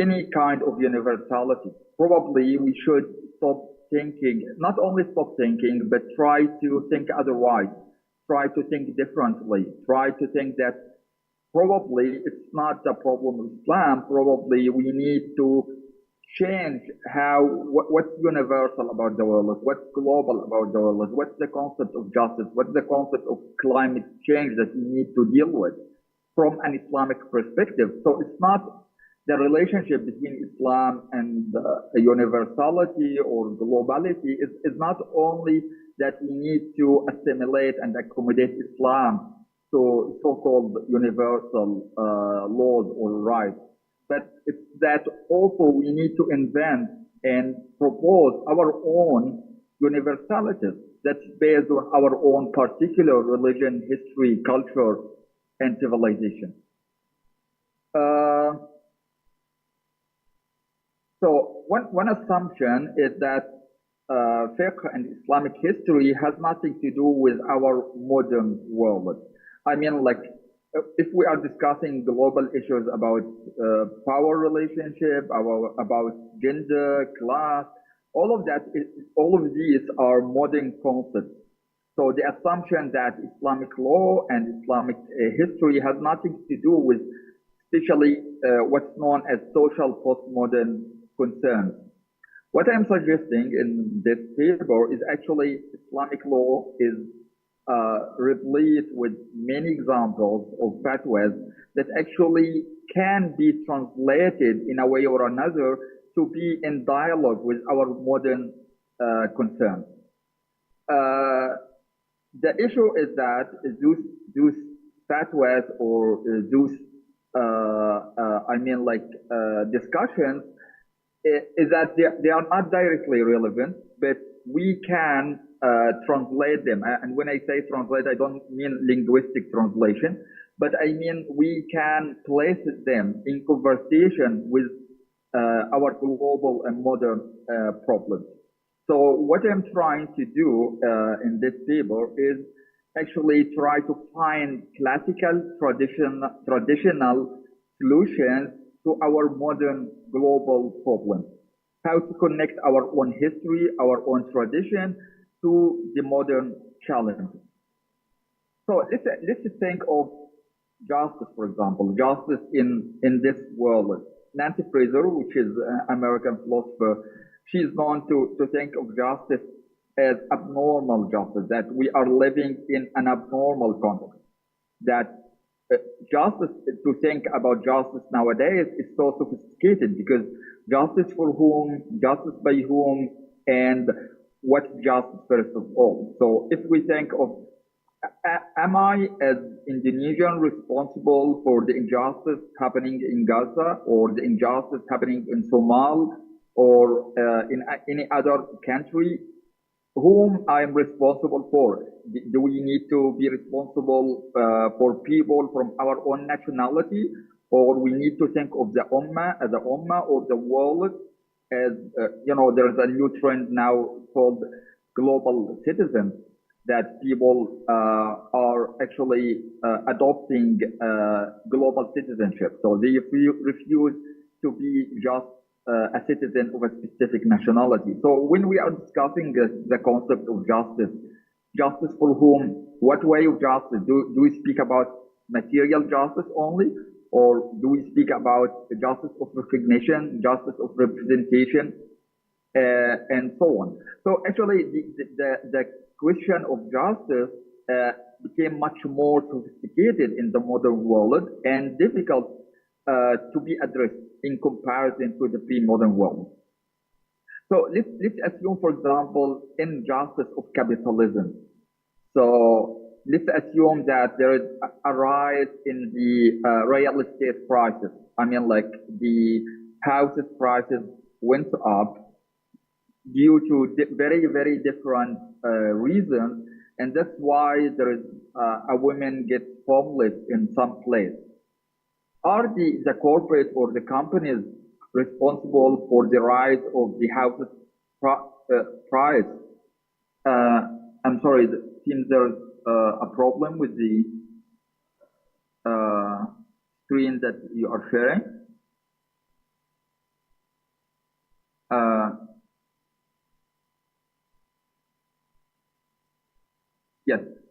Uh, so are the corporates, are the companies responsible for that women who became homeless, although there's no direct injustice that happens to her? So as a company working on market, I didn't deliberately cause this women to lose her house and become homeless because of the high prices of rent at this time. But indirectly, there is a kind of a responsibility for these women to being homeless. So what's the Islamic perception toward this, what became known as a structural injustice? That there is no, I'm not the one who made these women homeless directly, but due to the structure of capitalism and due to the inflation and the rise of rent costs, she became indirectly homeless. So such questions shows how the issue of justice and injustice in a modern world, in global capitalist neoliberal world, became much more sophisticated and difficult. The classical way to answer these questions is like one of the most famous theorists writing about justice, known as John Rawls, who is also American, and he assumed that actually justice should be dealt with as a matter of equality. So the best way to be just to anyone is actually to be equal and to assume what he calls veil of ignorance. So veil of ignorance is that to assume that you don't know anything about your position or the other party position. So you don't know your class, your citizenship, your gender, that you need to bracket all of the particularities about yourself. بمعنى أن تتخيل على سبيل المثال أنك شخص تنسى تحيزاتك، تنسى طبقتك الاجتماعية، ثم تحاول أن تتعامل مع الشخص الذي أمامك بهذا النسيان، يعني دون أن تتذكر هل هذا الشخص فقير أو غني، وتعامله معاملة عمياء كما يقولون العدالة العمياء. One problem about this concept of justice is actually thinking of justice as equality, is that it doesn't respect the particularity of the other people. So if we are thinking that all of the citizens should be equal, all of the humans should be equal, actually this is a way to create some kind of injustice to the people who are less privileged, who are weak, who are marginalized, and who are minorities. So one problem of equality is that equality itself produces injustice, because if you want to deal with everyone as equal, deal with everyone without respecting his own background, this means that you are imposing the position of the powerful on people who are less powerful.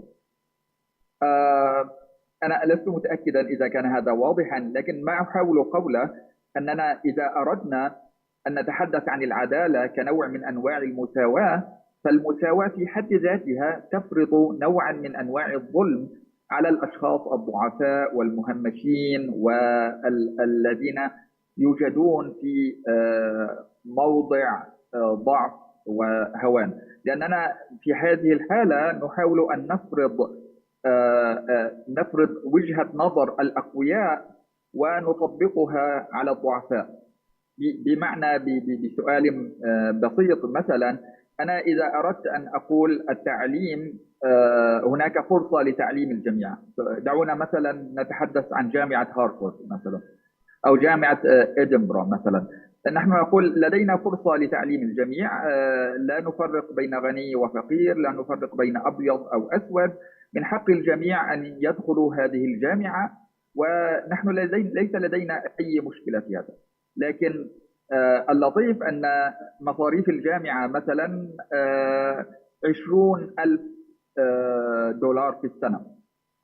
أنت تقول أنا لدي مساواة، أنت إذا كنت فقيرا أو غنيا ستدفع نفس المبلغ. هذه هي المساواة، لكنها ليست عدالة. لماذا؟ لأنك تعرف يقينا أن الفقير لن يمكنه أن يدفع هذا المبلغ، وبهذه الحالة سيحرم الفقير من الحصول على التعليم الجيد. So this is an example, like a very simple example, how thinking of justice as a matter of equality can produce injustice.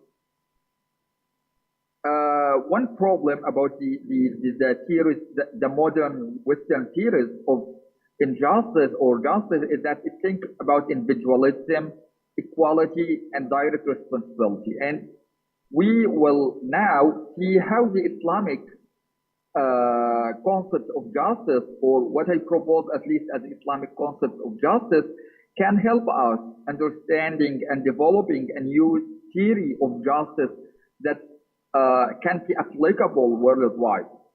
So let's assume, for example, the concept of coercion in fiqh. الإكراه في مصطلح الإكراه في الفقه الإسلامي.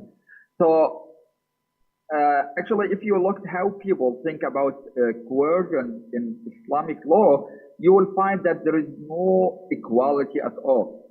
So, like someone, if someone can be considered coerced if he was threatened to be slapped at his face. For example, if he is a qadi or is he a prominent person.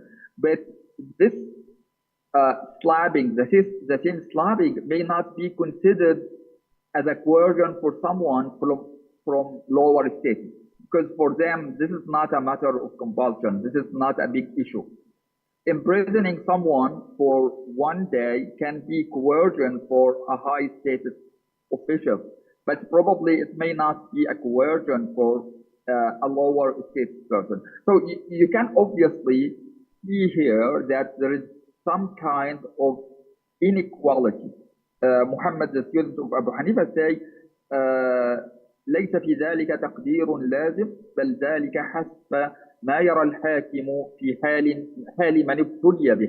So there is no specific rule about what coercion is. This differs from a one to a one, differs from a male to female, from rich to poor, from high social people with high social status to people with low social status.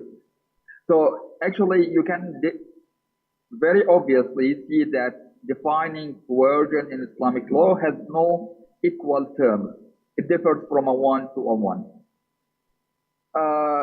What I'm trying to say is that it is this inequality that granted Islamic law the ability to respect the particularity of everyone.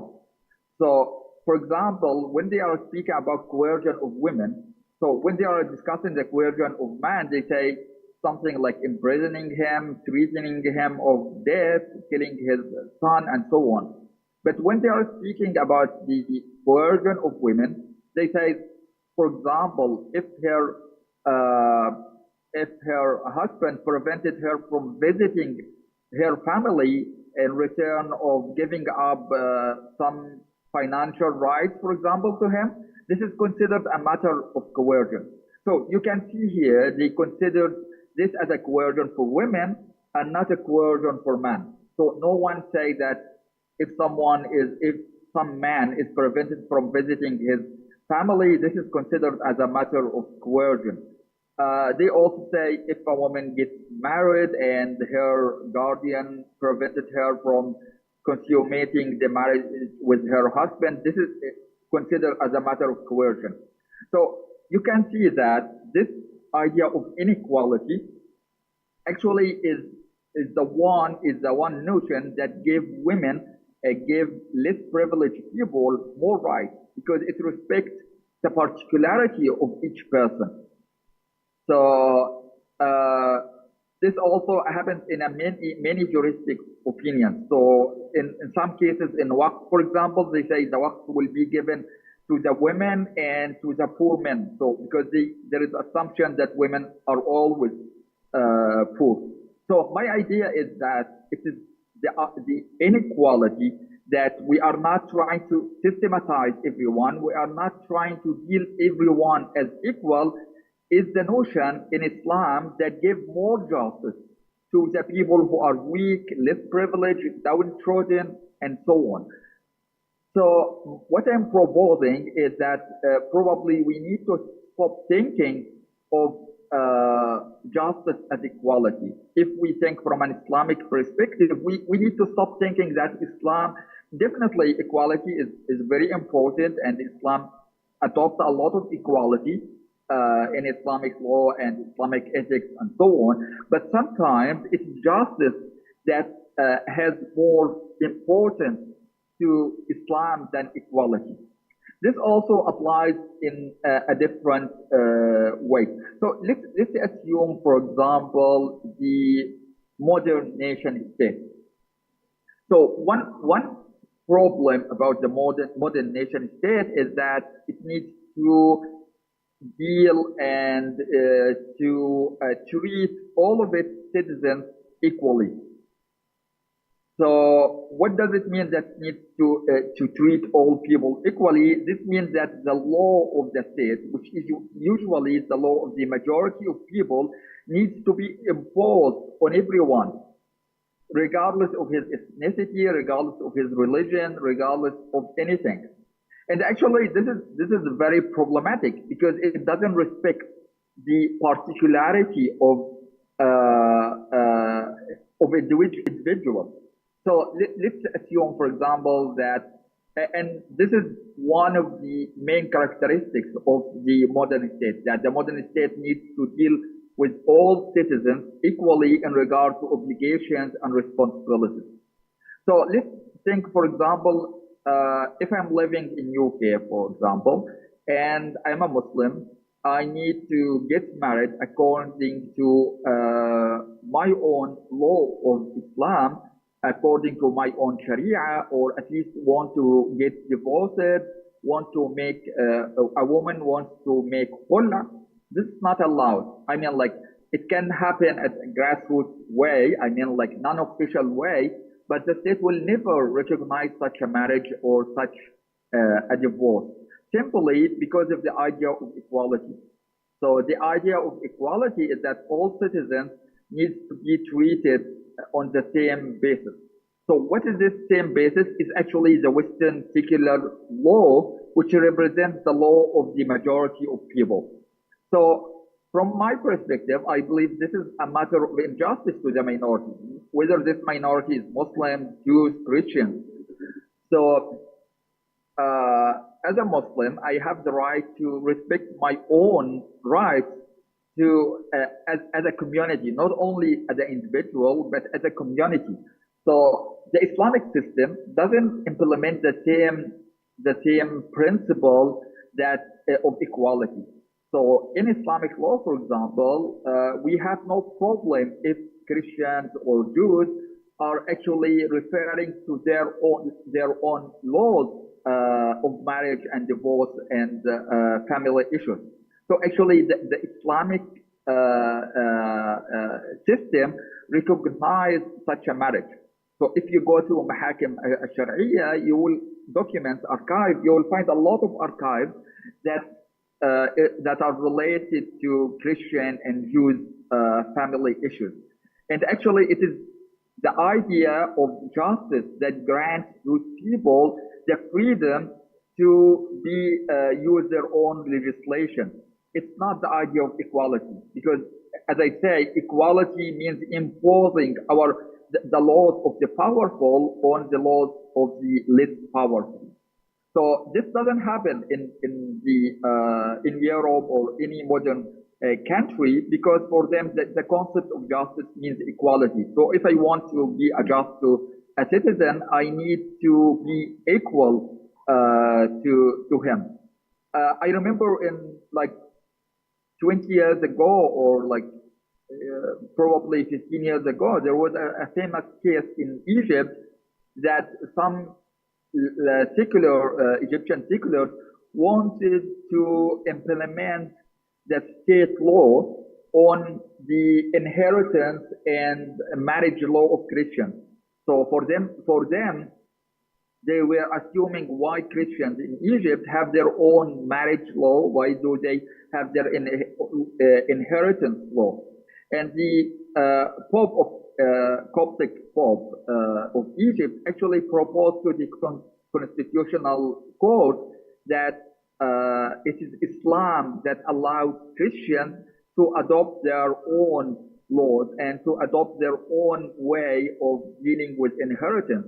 And he won the case actually by citing Quran, and he claimed that وَلْيَحْكُمْ أَهْلُ الْإِنْجِيلِ بِمَا أَنزَلَ اللَّهُ فِيهِ. And by citing Quran, he came to the point that it's actually Copts and Christians have the freedom to self-govern their own family issues. So there are a lot of discussions about the question of equality and justice, but I just need to recording in progress. Summarize what's going on. So what I'm suggesting right now is that probably we need to speak more globally, not only by writing that Islam is actually in conformity with global human rights, but actually to try to propose our own perspective of any global issue. So to propose that Islam has its own distinctive way of thinking about the problems worldwide. And I assume that the first step to do that is to begin decolonizing our own perspective of anything. So if we want to discuss about justice, if we want to discuss about environmentalism, we should begin decolonizing the Eurocentric perspective. And by this way, we can propose our own perspective, not only to be implemented by Muslims, but also as a proposal to the whole world. So one problem is that if you look at the philosophy, or if you read social science books, you'll find no Muslim scholars cited there, because Muslims still speaking to each other, speaking to themselves. My proposal is that we need to speak globally and to theorize our own tradition to be implemented in a global perspective and to be in dialogue with the global problems that's happening all over the world. The example of justice, I'm not saying that I am theorizing a total new concept of justice, but it's just a matter of proposal. It's a matter of suggestion. So my working about justice, I try to show how by drawing on our own fatwas and traditional Islamic law, we can propose a different way of understanding what's justice that's different from the modern perspective that sees justice as a matter of equality. لكي ألخص ما قلته هنا ببساطة شديدة، أنا أقول أننا بحاجة إلى أن نحاول أن نجعل حوارا بناء بين تراثنا الإسلامي العريق وبين المشكلات العالمية التي تواجه العالم أجمع. أحد المشكلات أننا عندما نتحدث عن الإسلام دائما نتحدث عن الإسلام من منظور دفاعي، دائما نتحدث عن الإسلام والإرهاب، الإسلام والعنف، الإسلام والمرأة. ربما نحن بحاجة إلى أن نتوقف قليلا عن الدفاع عن أنفسنا وأن نعرض للعالم بضاعتنا. ربما نحن بحاجة إلى أن نتحدث ما الذي يمكن أن يقدمه الإسلام للحضارة العالمية ككل، ما الذي يمكن أن يقدمه الإسلام للمشكلات العالمية التي تواجه العالم ككل، كجزء من الإنسانية، كجزء من هذا العالم. من واجبنا أن نعرض للناس ما لدينا من تاريخ وحضارة وثقافة، ومن واجبهم أيضا ومن حقنا أن يسمع صوتنا. هذا حق طبيعي لأي إنسان.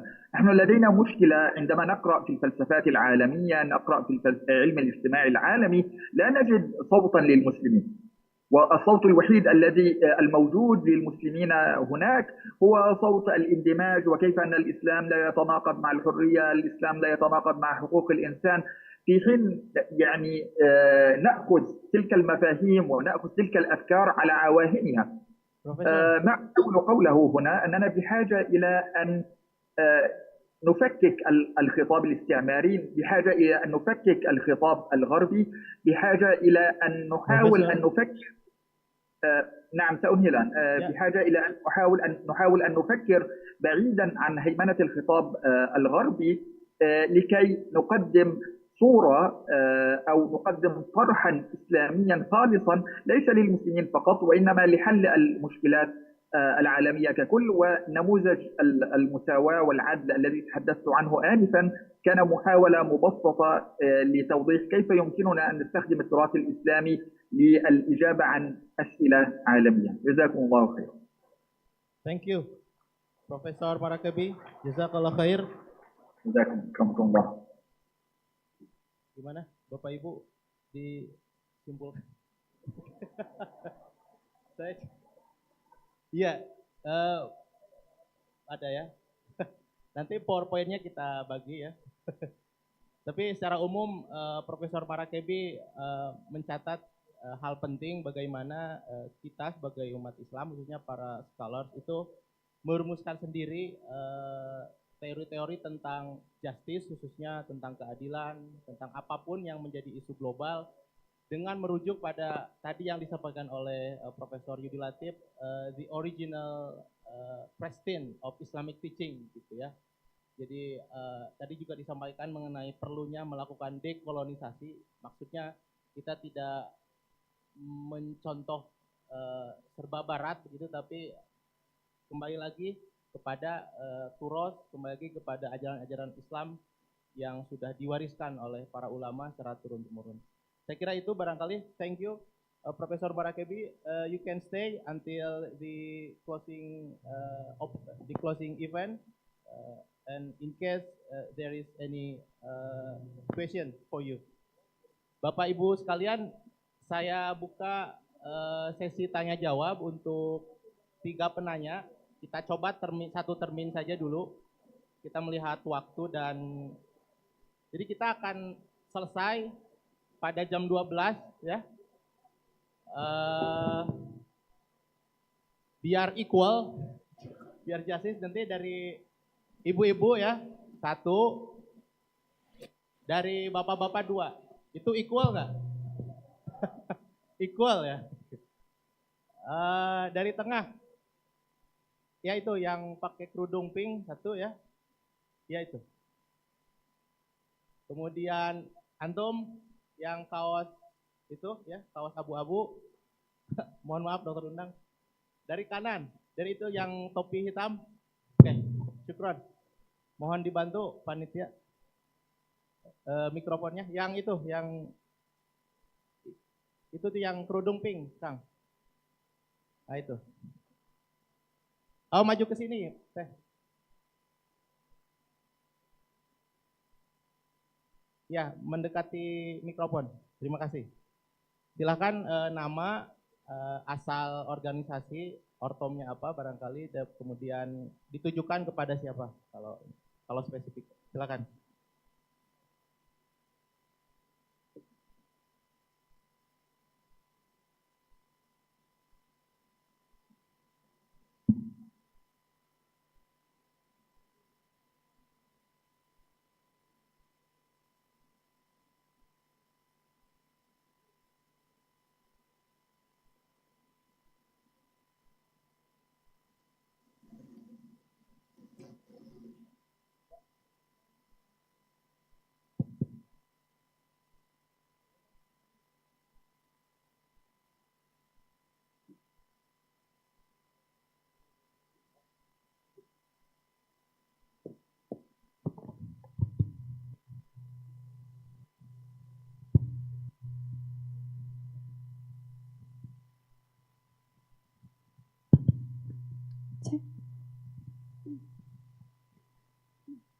Okay, Bismillahirrahmanirrahim.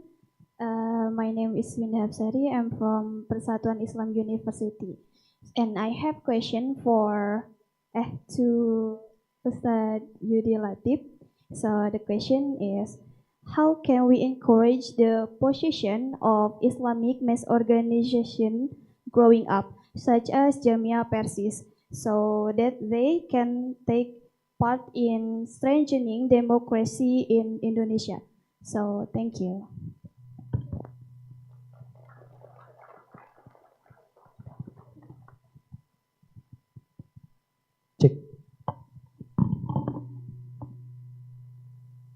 Thank you for your chance. I'm sorry if my English is not good, but I'm trying to speak English. Thanks to PB Persis for organizing the international. I really appreciate it. And then, good morning to Mr. Latif, Mr. Markebi, and Mr. Solihin. Thank for your coming. Let me introduce myself. My name is Aditya Aryo Nurkusumo. I'm from PD Pemuda Persis Kabupaten Bandung. I am a PhD student in the Islamic Studies, majoring psychology at UIN Graduate School, UIN Syarif Hidayatullah, Jakarta. I have 2 or 3 questions. Oh, just one. Okay, thank you. Okay, just one. The first question, the one question, I'm sorry. The one question is whether it is necessary to define Islam more plural, not because exclusivism causes conflict between religious communities. Western scholars such as Juan Cole and then Munim Siri and Angelica Norwid maybe they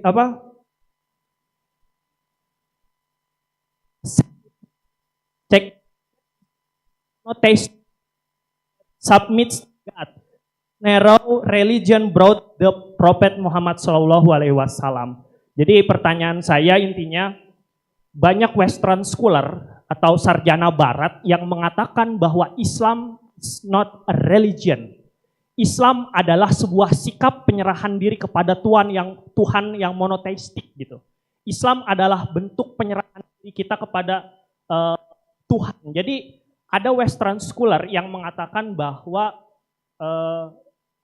Judaism, Christian, and Islam is Islam. Gitu. What do you think about the idea? Thank you very much for your coming.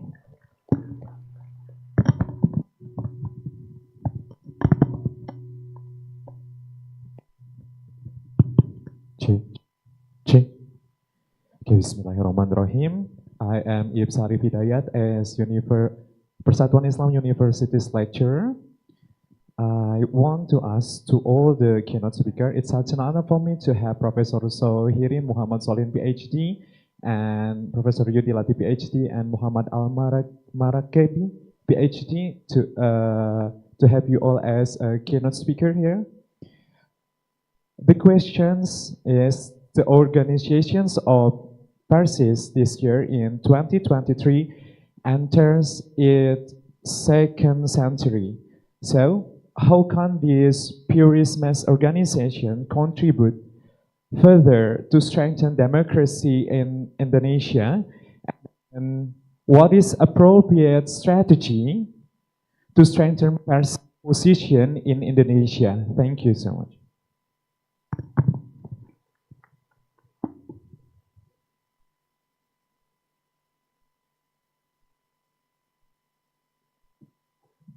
Terima kasih para penanya. Saya berikan kesempatan yang pertama untuk Profesor Sohirin untuk merespon. Perlu saya ulangi, Pak?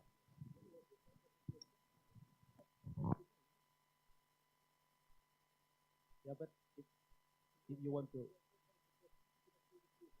the first, how to encourage Islamic mass organization to take part of the process of democratization. Second is about the opinion of some scholars who say that Islam is not a religion, but it's a submission to God. Okay, thank you very much for your question. I think that my humble response to this question related with how the Muslim have to take part in the democratization. I think with special reference into Indonesians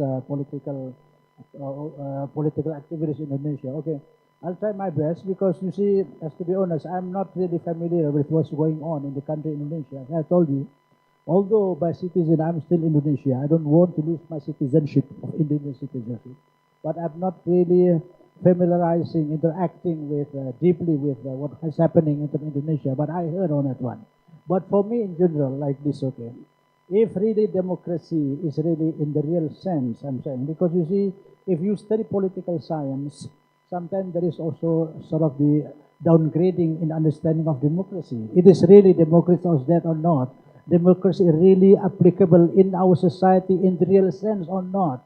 Some of the political scientists who are really become disillusioned with democratic process in the Muslim country in general, they came to the conclusion that the democracy is become demon crazy on that one. Okay, instead of democracy in terms of the time become demon crazy.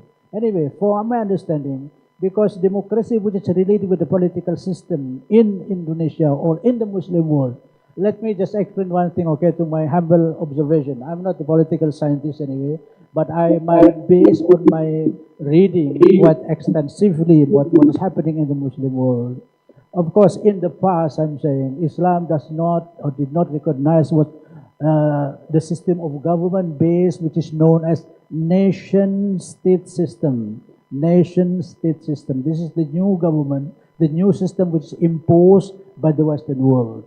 Islam in the past based on caliphate system on that one. But please don't be allergic when I'm saying about caliphate. Because caliphate system can also be accommodated into the small part of the caliphate system on that one. For me, if really democracy is going well on that one, Muslims should take part in the process of democratization. I think if really in the political mechanism based on fairness and justice, I'm saying, I repeat again here, if the political system, which is mostly rely on democratic process based on justice and fairness, then Muslims should take part on that one. Don't miss that opportunity on that one. I think, I don't know, I think most of you have heard perhaps, whether you are as part of the admirers of this Turkish President Recep Erdogan or not. I'm not just really admirer, I admire the truthfulness, but what I observe could be maybe the statement given by him could be relevant. If the good people, they are not good people, good Muslim people, they are not involving in politics, then toward the end, the country would be run by the evil people who run the country, which really create the corruption on that one.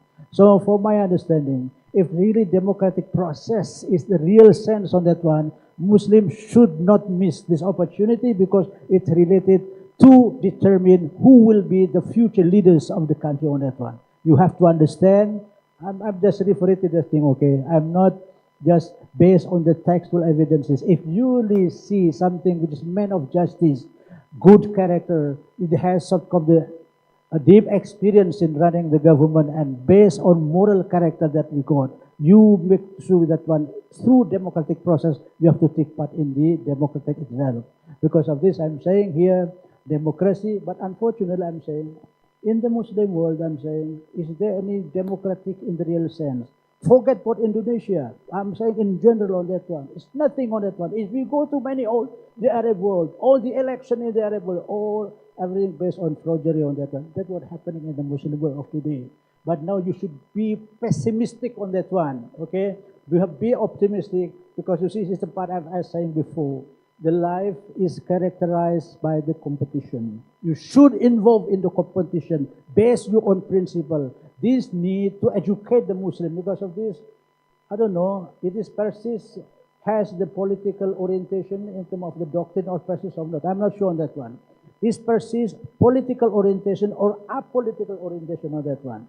Don't believe in politics like, I think you may heard the jargon which was developed by some of the Muslim scholars who said, politics is dirty game on that one. I think you might have heard about that one. This is, I think, if you're referring to the statement given by the political scientist theory by Niccolo Machiavelli. Niccolo Machiavelli, what is this? The politics is the end justify the means. Al-ghaya tubarrirul wasila. When you say about the politics from Islamic perspective, politics is not ghaya tubarrirul wasila. Al-ghaya laysa bi wasila lil husul ala ma ahdaf min hayatina. Because of this, I'm saying politics, make sure that Islam, Muslim individuals have the position by the politics. I think I just refer one thing. I think that one I'm sharing with the presenter from PhD from Egypt. That one, who's the name? Al-Khabari? Marakibi. That I think, yes, Professor Marakibi. I think you may have heard that I personally heard it was in 80s, in the eve of the assassination of the President Anwar al-Sadat. Anwar al-Sadat, he issued a very famous statement. What statement says Anwar al-Sadat? He said, La siyasatu fid din wala dinu fi siyasah. That's what he said. La siyasatu fid din wala din fi. Do you believe on that one or not?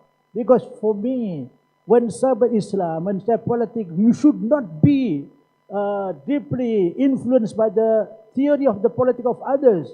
You may say because the politics in Islam is system of governance, how to govern on that one.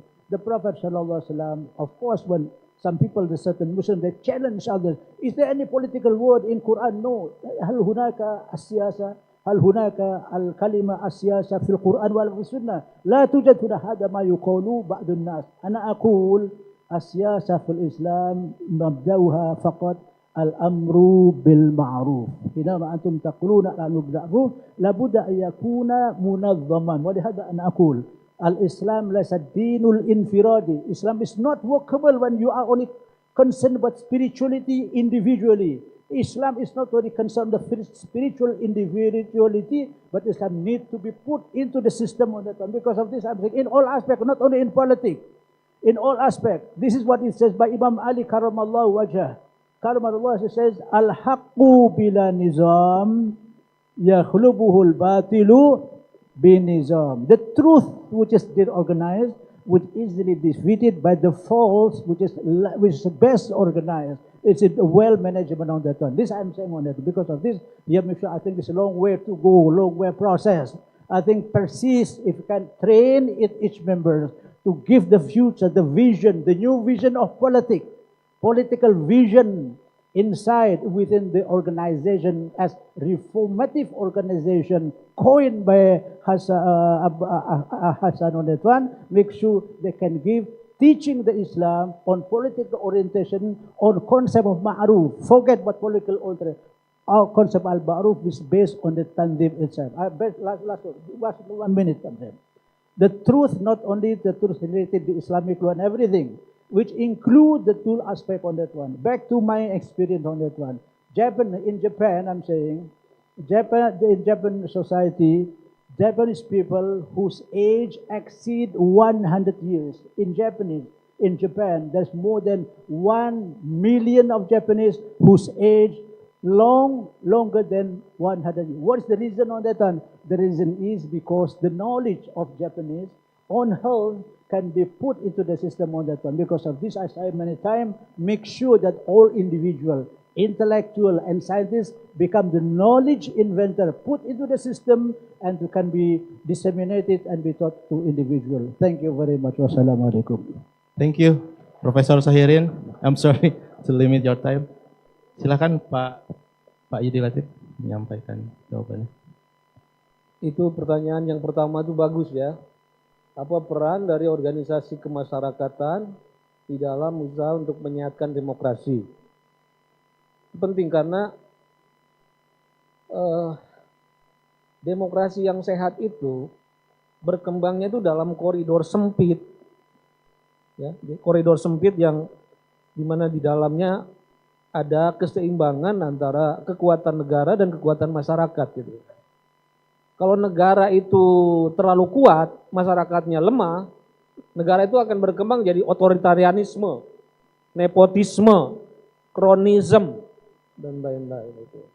Tapi sebaliknya, kalau negara itu terlalu lemah, masyarakatnya kuat, yang muncul adalah anarki, kesenang-wenangan, main hakim sendiri, dan seperti di negara-negara yang stateless society itu yang lawless society dan lain-lain gitu. Jadi kita memerlukan satu keseimbangan antara kekuatan negara dan kekuatan masyarakat.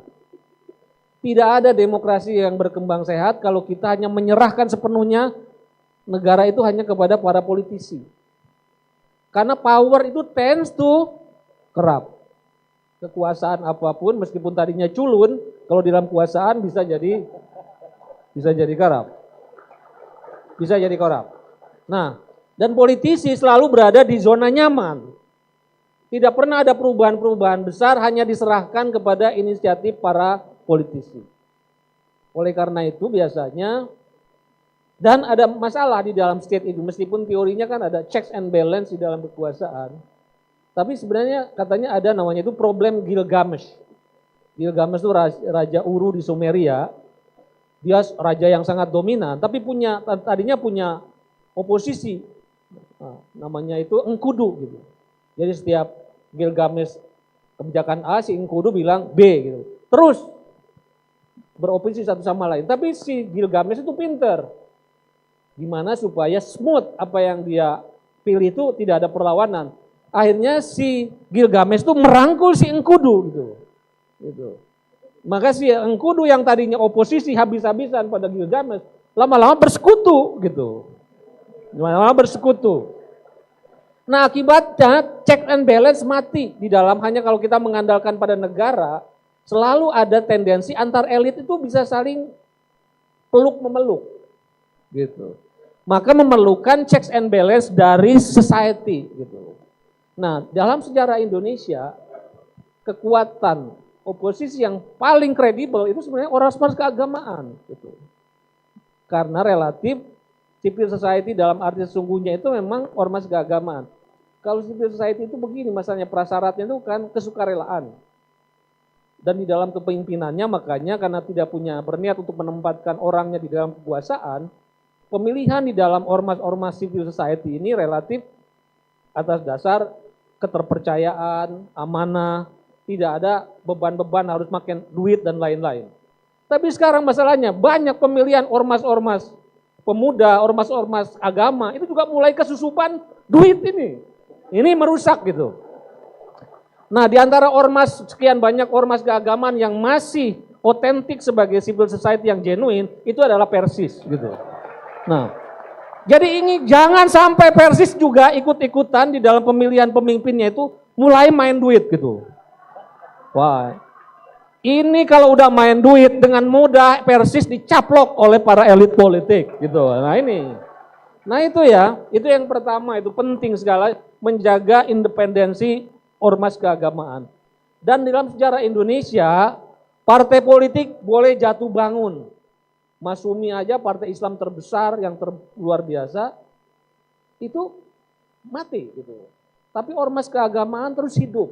Makanya harus kita jaga itu rahimnya, itu ormasnya itu harus kita jaga, harus kita selamatkan gitu ya.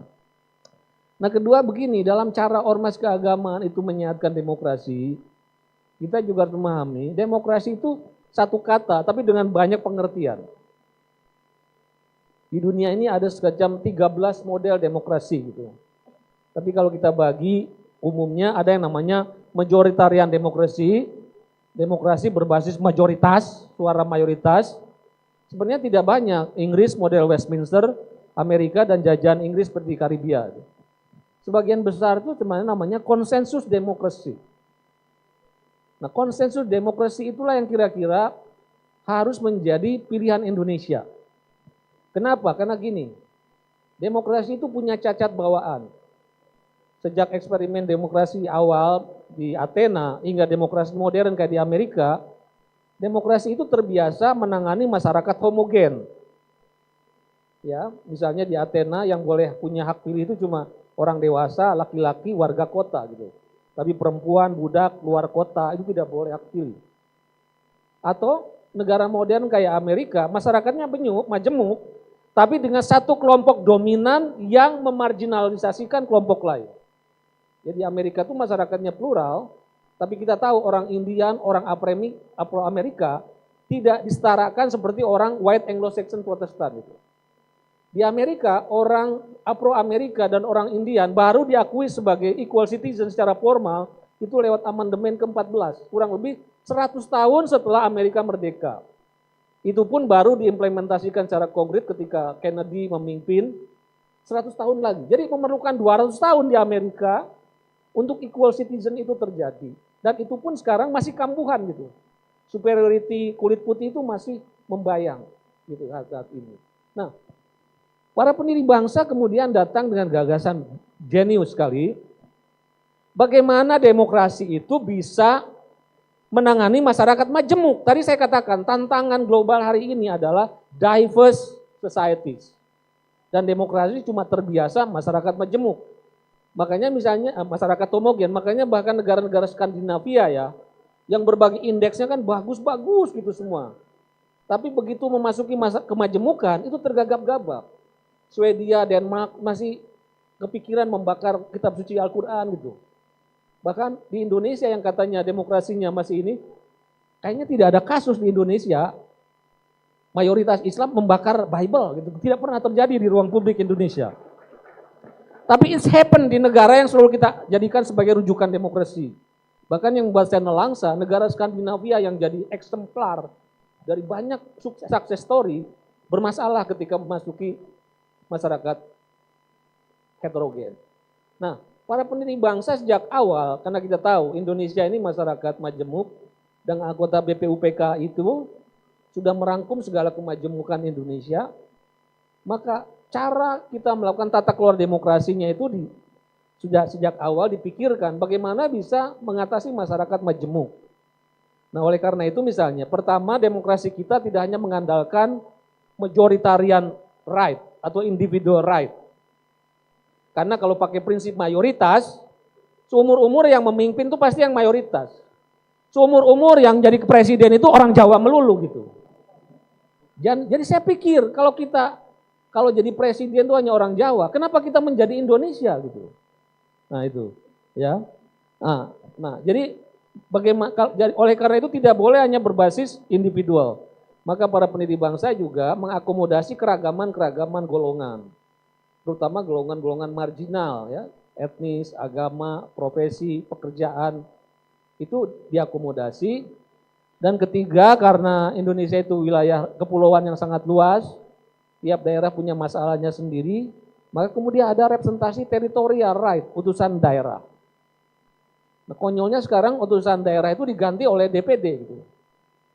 DPD itu namanya Dewan Perwakilan Daerah, tapi orang Jakarta bisa mewakili Papua gitu. Karena prinsipnya bukan mewakili daerah, tapi prinsipnya sama, majoritarian vote. Gitu. Nah jadi itu keluar dari desain kelembagaan demokrasi yang kita pikirkan untuk mengadres masyarakat majemuk dan sekaligus mengadres problem ketidakadilan dan ketidaksetaraan. Makanya demokrasi kita kan bukannya demokrasi politik, tapi juga dengan demokrasi ekonomi. Itu gagasan kita. Demokrasi musyawarah, tapi demokrasi juga yang mengarah kepada keadilan sosial. Jadi saya sering ditanya, demokrasi Pancasila itu gimana sih gampangnya? Saya bilang gampang, lihat aja demokrasi di Pancasila ada di sila keberapa? Ada di sila keempat. Diapit oleh sila ketiga yaitu Persatuan Indonesia. Dan sila kelima yaitu keadilan sosial bagi seluruh rakyat Indonesia. Jadi dengan demokrasi harus bisa memperkuat persatuan nasional, dengan demokrasi harus bisa memperkuat keadilan. Nah sekarang para politisi di mana-mana berkata demokrasi Indonesia on the right track. Tapi kalau kita cek setelah 25 tahun reformasi, apakah persatuan nasional kita makin kuat? Apakah keadilan sosial makin baik? Kalau jawaban terhadap keduanya tidak, berarti demokrasi kita ada masalah dan itulah yang harus kita perjuangkan sebagai ormas keagamaan untuk mengembalikan demokrasi pada on the right track. Saya kira itu, terima kasih. Terima kasih, Prof. Yudi Latif.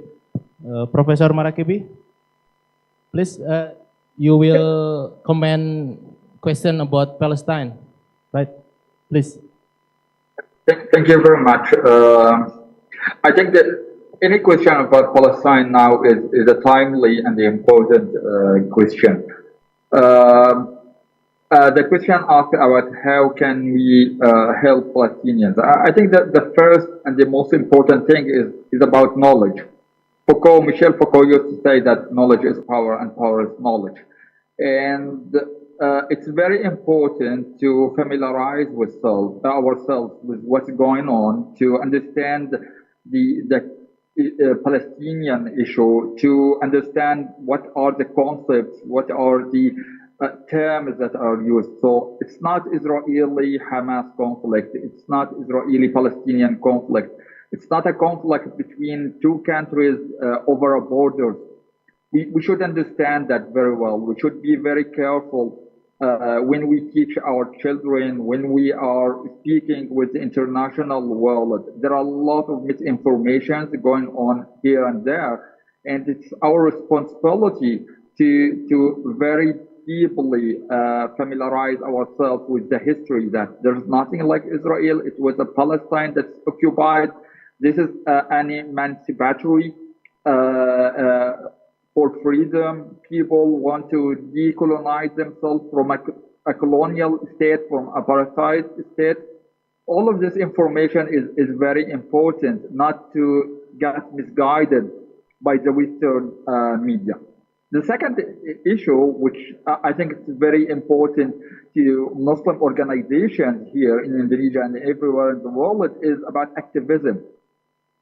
Activism is actually very important in the modern world. If someone in the Western countries criticize like women, for example, he would be assured that feminist groups will attack him, boycott him, penalize him in a way or another. So everyone is afraid to, be gender biased. If anyone now in UK or Europe criticize LGBT, for example, he will be sure that he will penalize by the activists of LGBT. Unfortunately, people now support Israel unconditionally, and they are not afraid of Muslims because they know that Muslims are not activists. Muslims will condemn, will regret, will cry, but they will never make any action that hurts them, hurt their economy, hurt their financial interests. So I think activism is very important. Unfortunately, BDS movement is more powerful. The boycott, divestment, and penalty movement in the Western countries is much more powerful in the Islamic world. Boycott there is more powerful than the Islamic world, and I think this is a very big problem that Muslims are more quietist and pacifist nowadays. They just feel bad, but they make no action. So I think boycott is a very powerful economic weapon that all Muslims should use. And actually, even if it's not very fruitful financially or economically, even if it's not very hurtful to them, at least it symbolizes the Muslim unity. It symbolizes the Muslim ability to express their anger, to express their condemnation. So I think knowledge and boycott are two important weapons that we should use and teach our children and circulate to all of the world. Thank you very much. Jazakalloh Khair, Profesor Marakebi. Jadi mengenai isu Palestina yang saya catat, Pak Marakebi mencatat tiga hal penting, yaitu dua hal penting mengenai kondisi disinformasi. Jadi kita harus benar-benar paham apa yang benar, apa yang sesungguhnya terjadi. Kemudian yang kedua soal aktivisme dan khususnya dalam isu BDS movement, tadi Prof. Marakebi mengutip itu, boycott, divestment, and sanction. Ya, boycott lah begitu ya. Bagaimana economic weapon ini barangkali bisa lebih powerful untuk isu Palestina ini. Thank you, Prof. Marakebi. Bapak Ibu semuanya, kita sudah selesai pada penghujung acara. 7 menit lagi jam 12, itulah waktu berakhirnya seminar ini. Terima kasih kepada para pembicara, Prof. Sohirin, Prof. Yudi Latif, and Prof. Marakebi. Thank you. We are grateful, we are thankful for your knowledge, your time. Inshallah, next time maybe you can go to Bandung and meet in person with all of us. Thank you.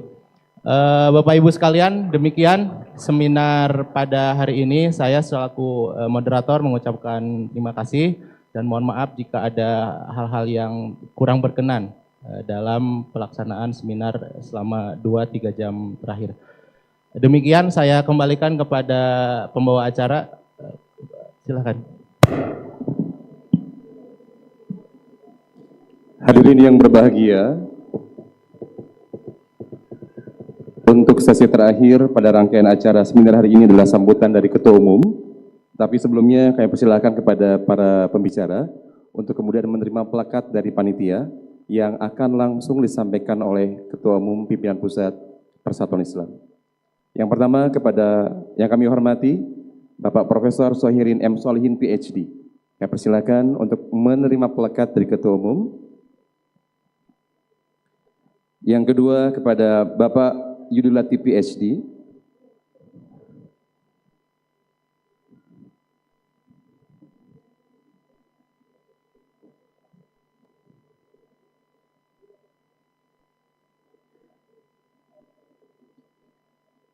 Yang pertama plakat akan diberikan oleh Ketua Umum kepada yang kami hormati Bapak Profesor Sohirin M. Solihin PhD.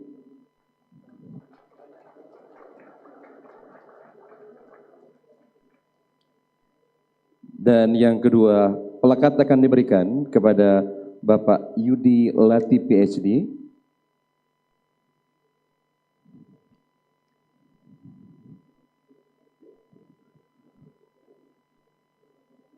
Dan yang ketiga, plakat akan diberikan kepada keynote speaker kita, Bapak Profesor Atib Latiful Hayat PhD.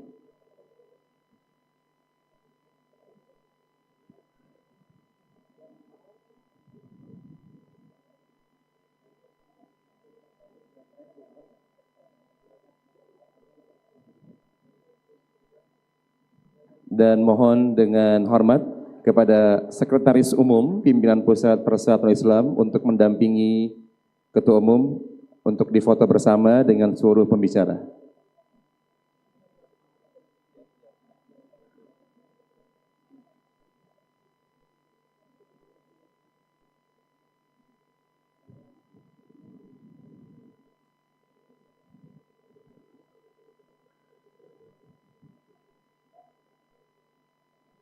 Hadirin yang berbahagia, kita berikan aplaus untuk seluruh pembicara, keynote speaker yang telah memberikan banyak ilmu kepada kita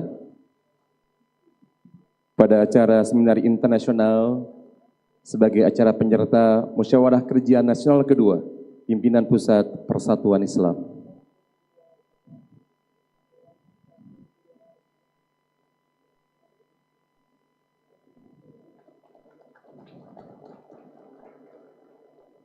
Hadirin yang berbahagia,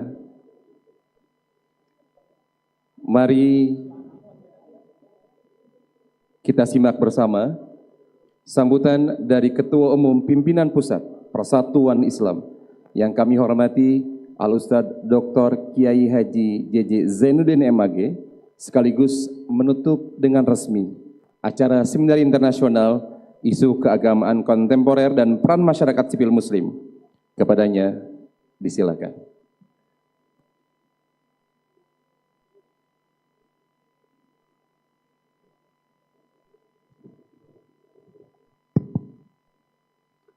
Bismillahirrahmanirrahim. Alhamdulillahilladzi bi ni'matihi tatimmus sholihah. Asyhadu an la ilaha illallah wahdahu la syarikalah wa asyhadu anna Muhammadan abduhu wa rasuluh alladzi qad addal amanah wa balagha risalah wa nasahal ummah wa jahada fillahi haqqa jihadih wa salawatullah wa salamuhu alaihi wa ala alihi wa ashabihi wa man istanna bi sunnatihi ila yaumil ba'si amma ba'd. Wa qala Allah ta'ala fi kitabihil karim wa huwa asdaqul qailin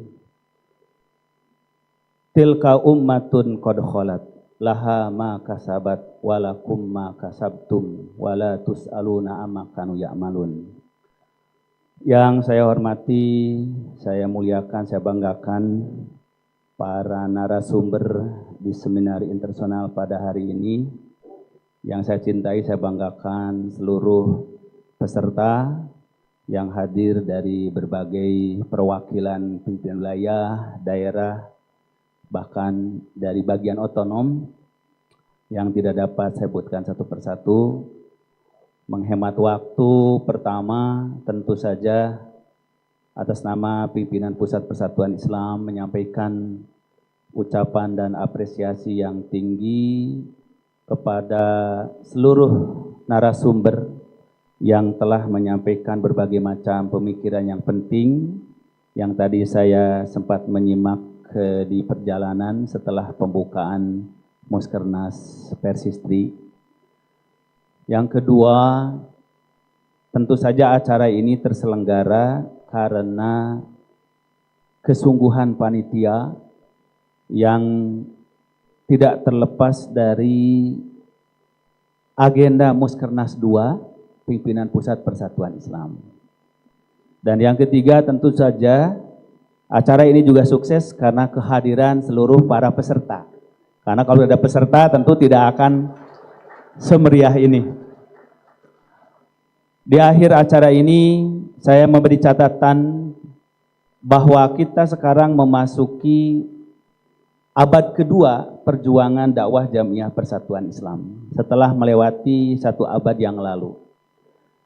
Maka peralihan abad ini diharapkan merupakan salah satu bisyarah kabar gembira yang disebutkan dalam hadis Nabi. Innallaha yab'atsu li hadhil ummah ala ra'si kulli mi'ati sanatin man yujaddidu laha dinaha. Bahwa Allah senantiasa membangkitkan di tengah umat Islam ini setiap penghujung 100 tahun adalah orang yang memberikan pembaharuan terhadap ajaran agamanya. Mudah-mudahan pembaharuan ini lahir dari rahim Persatuan Islam. Walaupun tentu tidak bisa bersifat personal, individual, tetapi pembaharuan yang dibutuhkan ke depan ini pembaharuan yang bersifat kolektif, jama'i. Karena tantangan ke depan apalagi berbicara tentang peradaban, al-hadarah al-islamiyah, tidak bisa dilakukan oleh satu individu, bahkan satu kelompok, bahkan satu bangsa. Tapi peradaban ke depan membutuhkan kolaborasi dan sinergi seluruh elemen umat Islam sedunia. Dan PERSIS harus mengambil bagian daripada gerakan pembaharuan tersebut di abad kedua ini. Salah satu daripada gerakan pembaharuan yang ingin digulirkan oleh PERSIS di abad yang kedua adalah dengan tema besar transformasi gerakan dakwah. Perubahan gerakan dakwah. Dari teoritis menuju implementasi. Jadi yang diharapkan sekarang kita bukan lagi berbicara tentang apa pandangan Islam, pandangan Al-Quran dan hadis yang orisinil tentang keadilan, tentang kemanusiaan, tentang lingkungan, tentang peradaban. Tapi yang dibutuhkan sekarang adalah apa peran dan kontribusi PERSIS terhadap pembangunan peradaban umat manusia di masa yang akan datang. Itu poinnya. Jadi bukan lagi berbicara tentang apa pandangan PERSIS tentang keadilan, apa pandangan PERSIS tentang kesejahteraan, apa pandangan PERSIS tentang penegakan syariah, apa pandangan PERSIS, tetapi apa peran dan kontribusi. Oleh sebab itu dalam forum G20 pada bulan Desember 2022 yang lalu, saya kebetulan hadir mewakili PP PERSIS di forum Religion Leaders Forum G20. Jadi para pemimpin keagamaan di G20 di Bali. Maka isu yang hangat dibahas adalah apa peran pemeluk agama dengan nilai-nilai agamanya terhadap keadilan, terhadap kesejahteraan, terhadap kemanusiaan. Maka ketika tiap tokoh agama berbicara tentang keadilan menurut Hindu, keadilan menurut Buddha, menurut Islam, menurut Yahudi, menurut Nasrani. Maka ketika ditanya peran dan kontribusi, apa peran bangsa India dengan agama Hindunya terhadap kemanusiaan di kawasan India? Kenapa masih ada pembantaian terhadap orang-orang Muslim di India? Pembantaian terhadap orang-orang Kashmir di India? Apa arti rumusan perdamaian agama Anda tapi tidak ada dalam kenyataan? Inilah PR besar sekarang kita tentang agama. Begitu pula bicara tentang Yahudi, bicara tentang kedamaian. Mana kedamaian diciptakan Yahudi? Pembantaian di Palestina terus menerus. Tetapi giliran umat Islam ditanya, sekarang kami bertanya, apa peran umat Islam terhadap peradaban dunia, perdamaian dunia? Maka dijawab, umat Islam lihat di dunia ini adakah negeri muslim yang membantai non-muslim? Tidak ada. Adakah mayoritas muslim yang membantai minoritas non-muslim? Tidak ada. Tapi lihat di Myanmar, lihat di Rohingya, lihat di Vietnam, lihat di Thailand, minoritas muslim dibantai ketika muslim minoritas. Tapi umat Islam tidak pernah. Maka lihatlah di Indonesia.